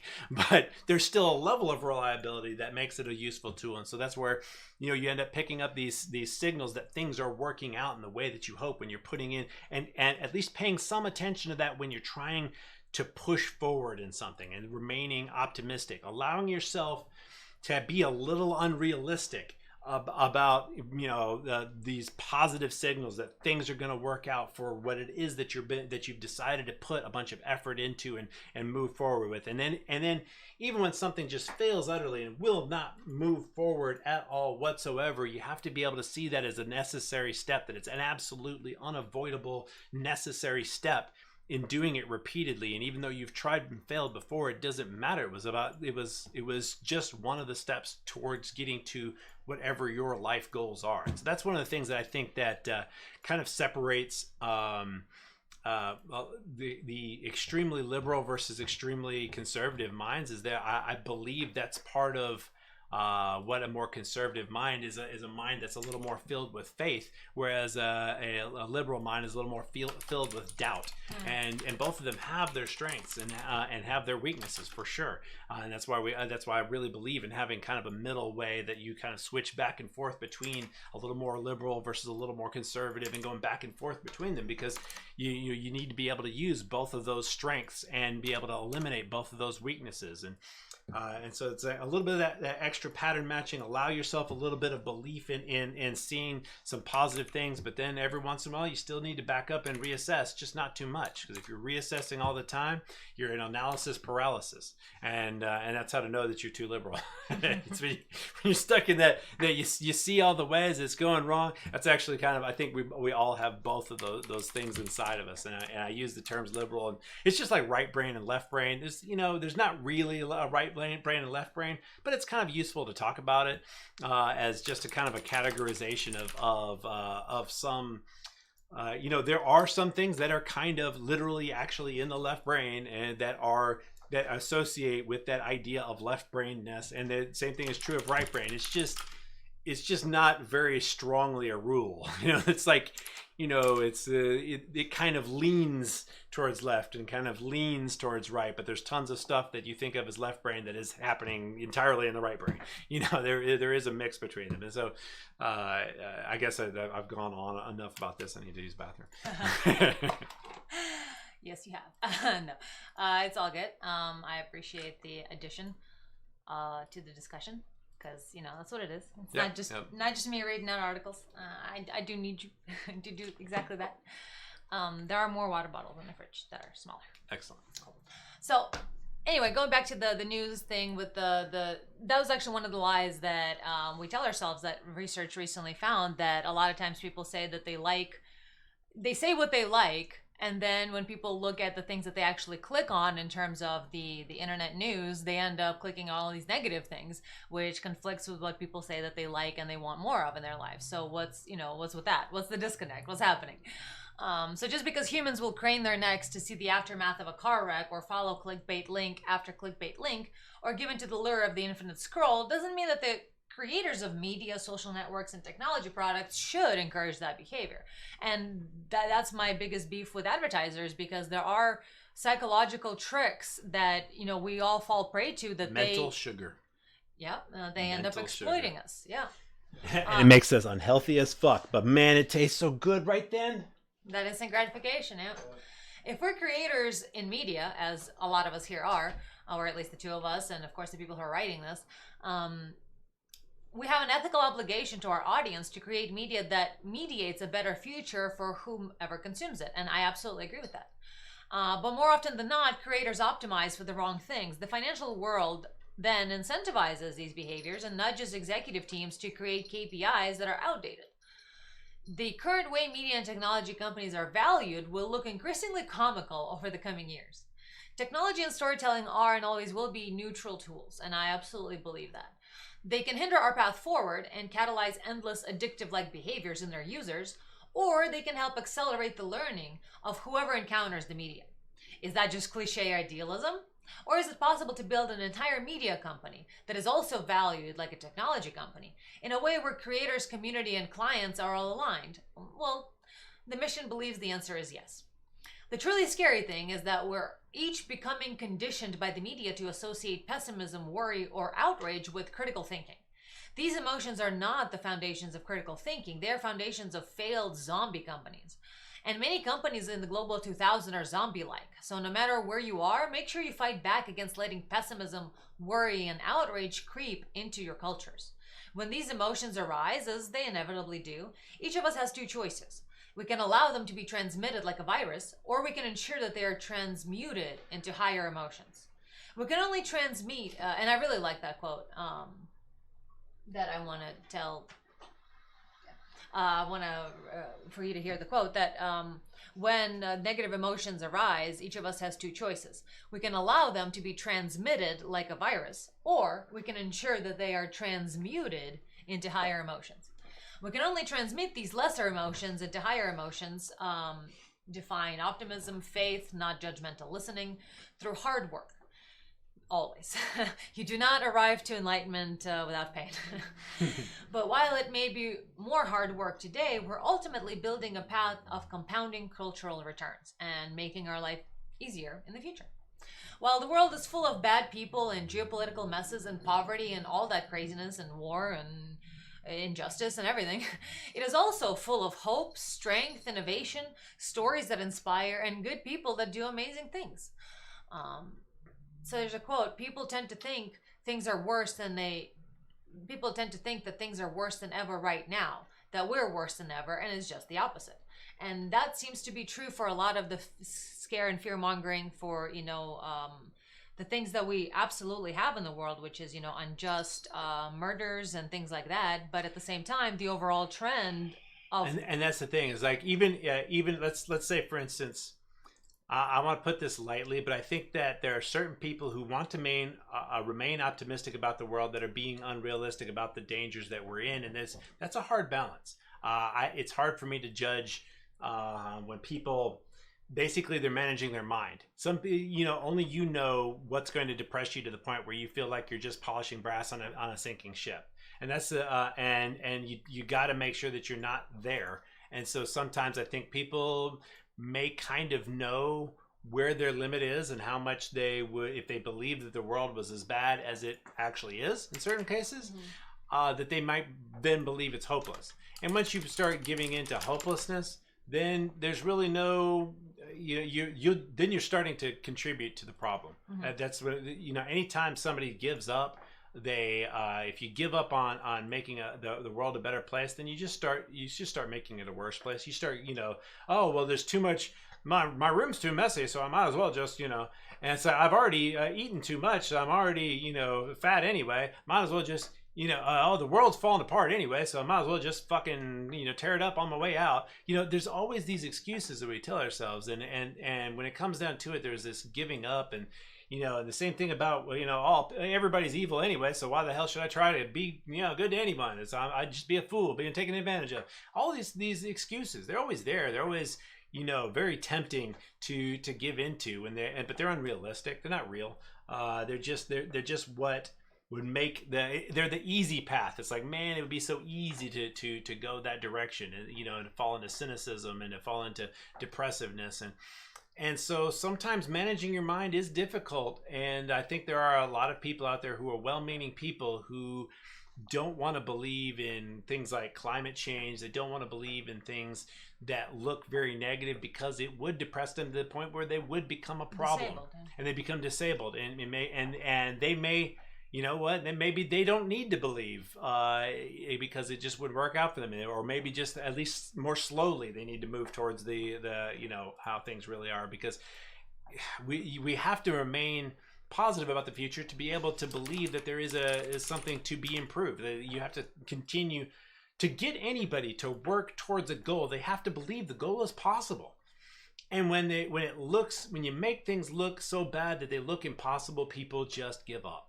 And that's the balance that we have to maintain. We have to know that some people aren't going to be able to handle the world being extremely negative because it becomes too scary, or it's a sensitive subject, and it's kind of hard to deal with, because I'm sure there's some people who don't want to believe that they're fooling themselves. That's and that's fine. I think there's intent is extremely important, and that's kind of what we were talking about all the way back at the beginning. Is that when you have people who feel like they are, when they're the cat running from a dog, their energy fades, their energy flags. They just are obsessed with just when can I rest, when can I give up, when can I just give in, but when they are the cat going after the mouse, they're excited. It's like, how do I get to that next place? How do I go after it? How do I get it and fix it and make it better, and there's this, that being able to remain optimistic has a lot to do with where is your focus. Are you focused on your fears, or are you focused on your desires? And unfortunately, sometimes that turns into gluttony and greed and shit like that, because that's really what we've done with a lot of our society. The part of the reason things are falling apart is because we took that valuable lesson and it ended up allowing it to turn into greed and gluttony and too much. But we can still want for a better future in general, and not be so self-centered and so materialist, and still be going after goals that are about personal accomplishment and personal betterment and betterment of our families and the lives of those around us, without it being so focused on one way of getting there. Just make more money, more products, more plastic, more, there's literally, they're finding microplastics. I think it was like 95 or 90% of salt now has microplastics in it. They found microplastics at the top of Mount Everest, and they found plastic bags in the bottom of the Marianas Trench. So there's there are reasons to despair, but if you give in to despair, you become a reason for the others. There's a feedback loop there. It's a virus, yeah. It is a virus. And you also become the change you don't want to see in the world. Yeah, exactly. When you give up, when you give in. And so there is a level of being able to focus on the right things. And so how do we all have to find our own balance of being able to know there is things that must be done. There are things that must be accomplished. There are things that cannot be ignored. But then at the same time, we can't become obsessed with those things. We have to take a break from them sometimes. And when you feel yourself losing energy because of the fact that you see how badly something is going, you got to separate yourself from it and start focusing on how you're going to move towards your future. Sometimes you got to pull in. Sometimes you do have to focus on making your personal life better so that you can make the world better. I mean, if you have high aspirations about making the world a better place, you have to be able to. There's a time when, when you're in the plane and the oxygen masks drop, you have to put the mask on yourself before the child, because you could pass out and that child will die because you died. And so you have to be able to put the mask on yourself sometimes. That's true too.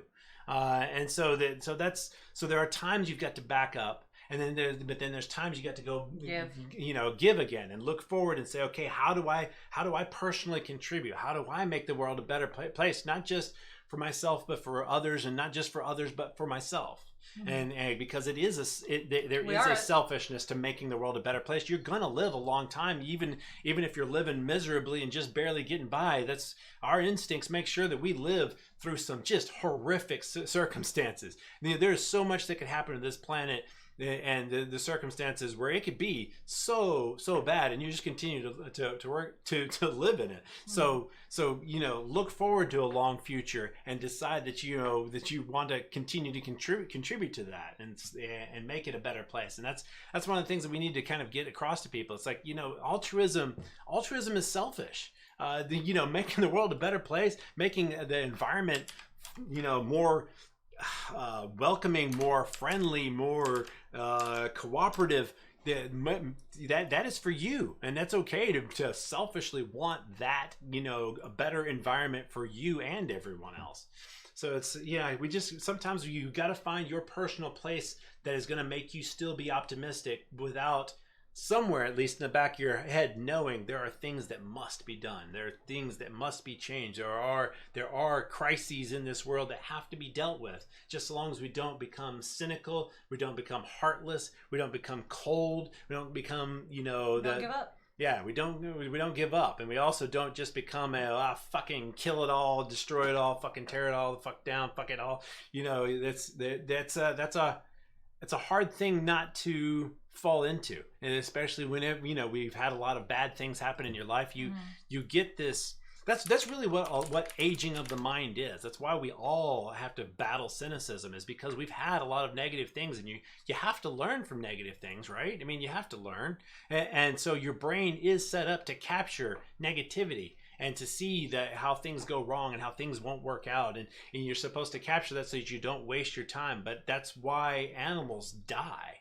That's why death is programmed in, because eventually the world changes, and all those lessons that you learned that were practical and made sense for a period of time, they eventually become obsolete. That's why certain animals, basically their lifespan has to do with how much they can adapt to the world. The world is changing at a given rate that has to do, that's why they have their lifespans. Why do they have those specific lifespans? When you can find these ways in which it's programmed in, has to do with how much their knowledge that is gathered in their instincts and their learned responses and things like that are adaptive to an environment. How long is that environment going to be there? And so the truth of the matter is, There's a point at which we have to say, yeah, all the lessons that I learned, they may be bullshit. Maybe this fucking situation has changed. I've got this, the more hardcore I feel about that, I absolutely know that this situation is going to go this way because it always has. That's when you got to stop and say, maybe my brain has become so hardened into this one thing that I'm not allowing myself to see reality change at all, because it does. It is always changing, and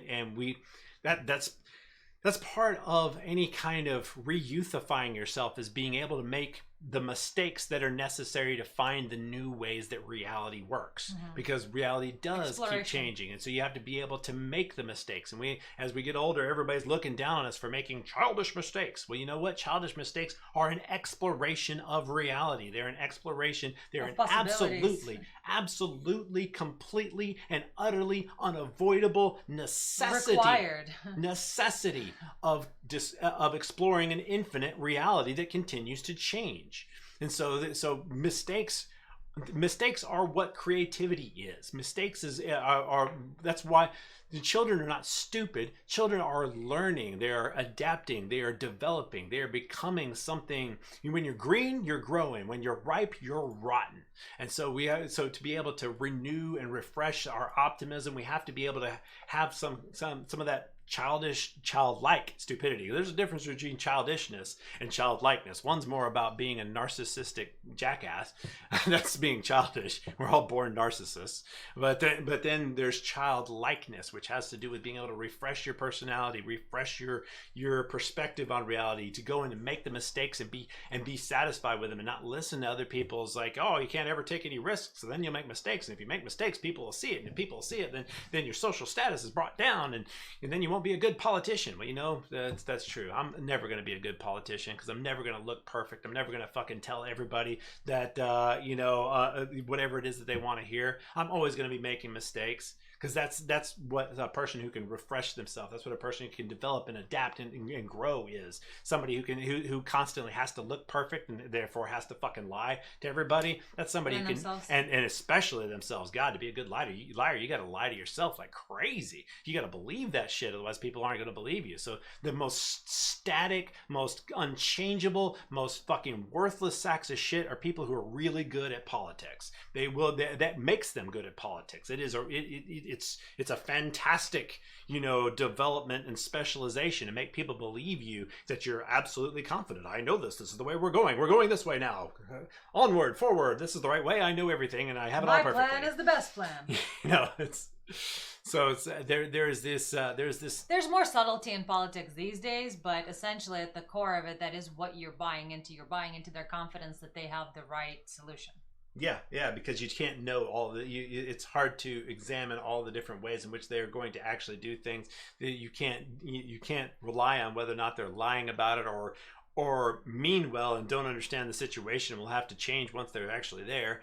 And so it's like the truth of the matter is that there's a difference between people who can grow and learn and continue to add to their knowledge, and people who are good at being leaders. Right. Because being good at being leaders is all about being able to influence a larger number of people, and being able to influence a large number of people has to do with instincts and primate hierarchy and signals like that. It's an unfortunate part of our instinctual makeup that is nearly unsolvable, because it's if somebody who's vacillating back and forth about their decisions because they're doubtful, because they're think about how much a person who shows faults, a person who doubts themselves, a person who vacillates at all, how much they would be cut to ribbons on TV and any political talk show that's like, oh, he couldn't make up his mind about this. It's like, yeah, it's being a little bit indecisive is how you actually make the right fucking decision.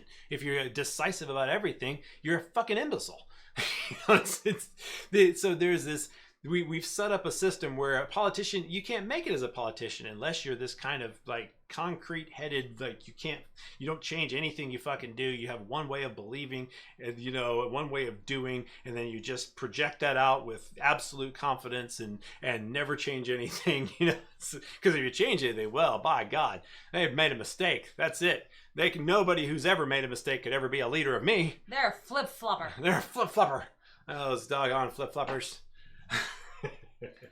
So, and actually, what you said a little bit goes back to the final words on this, where the quote that I read, people tend to think things are worse than ever right now, that we're worse than ever, and it's just the opposite, by Douglas Richards.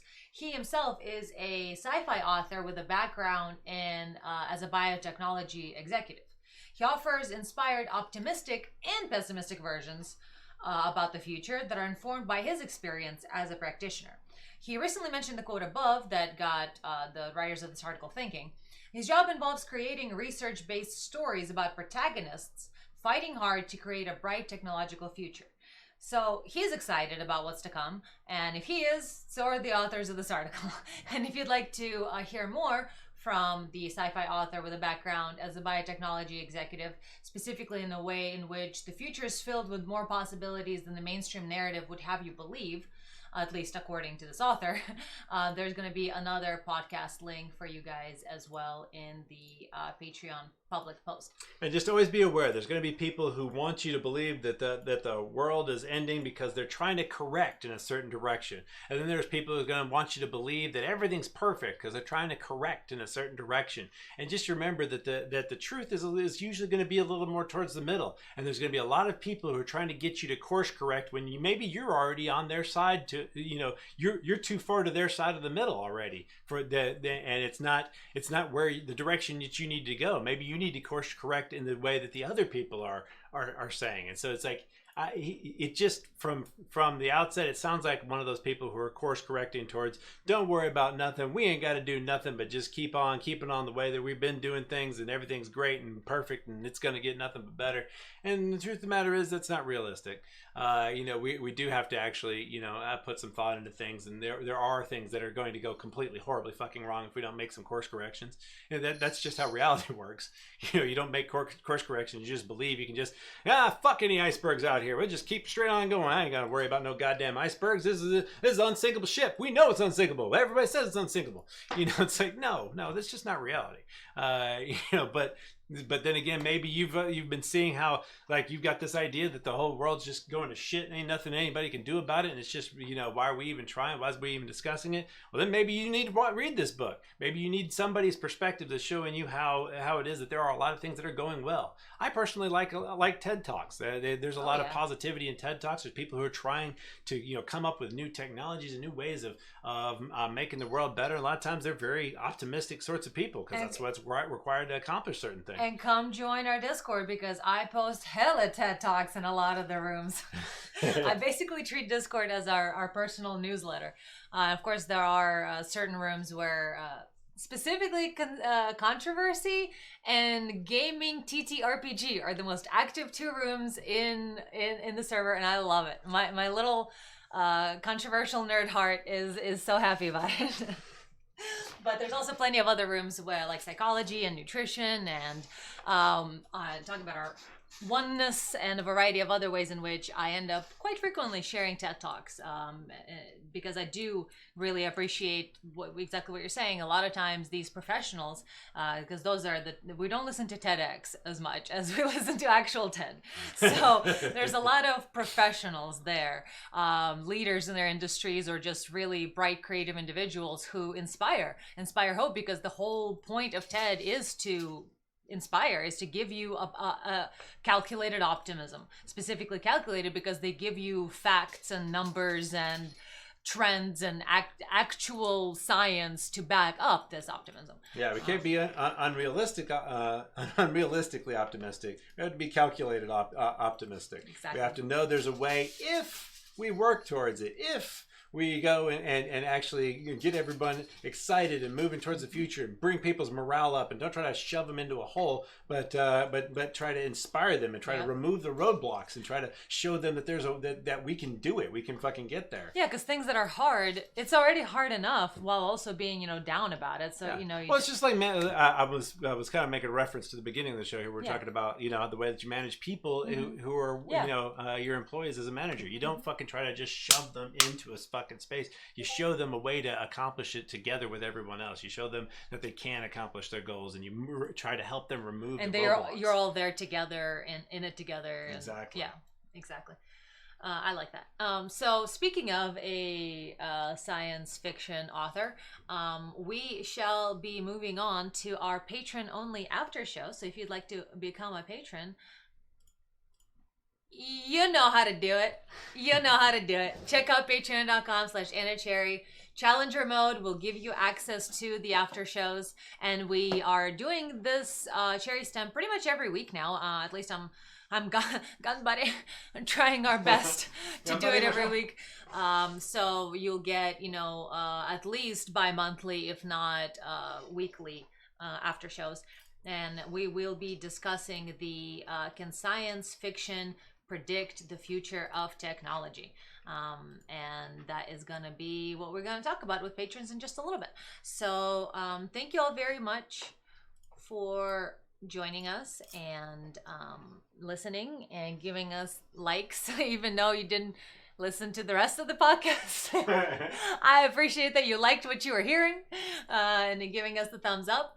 Definitely leave some comments if you have any questions, or if you want to argue with us about anything, or just engagement, man. Let's drive this YouTube algorithm.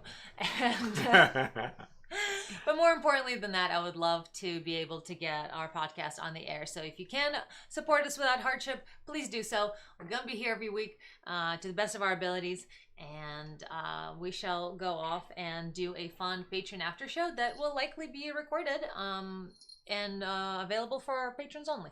So we're going to shoot the shit and give you guys a little bit, you patrons specifically, give you guys a little bit of extra content. So that's what we're going to do now. And I need to get the YouTube audio library so we have some music to sing us out to at the end here. So let's see. Ether ore? What is that? Oh man, it's got ether in it. You know, I like that. Where is it? Oh, it's gone now. It's gone. It was there a moment ago. Yeah, it was just, sorry. I'm sorry. All right, we shall see our patrons in just a little bit, and you all viewers, thank you so much for participating, for chatting, for watching, and we will see you next Monday. Love your faces. Love your faces. See you Monday.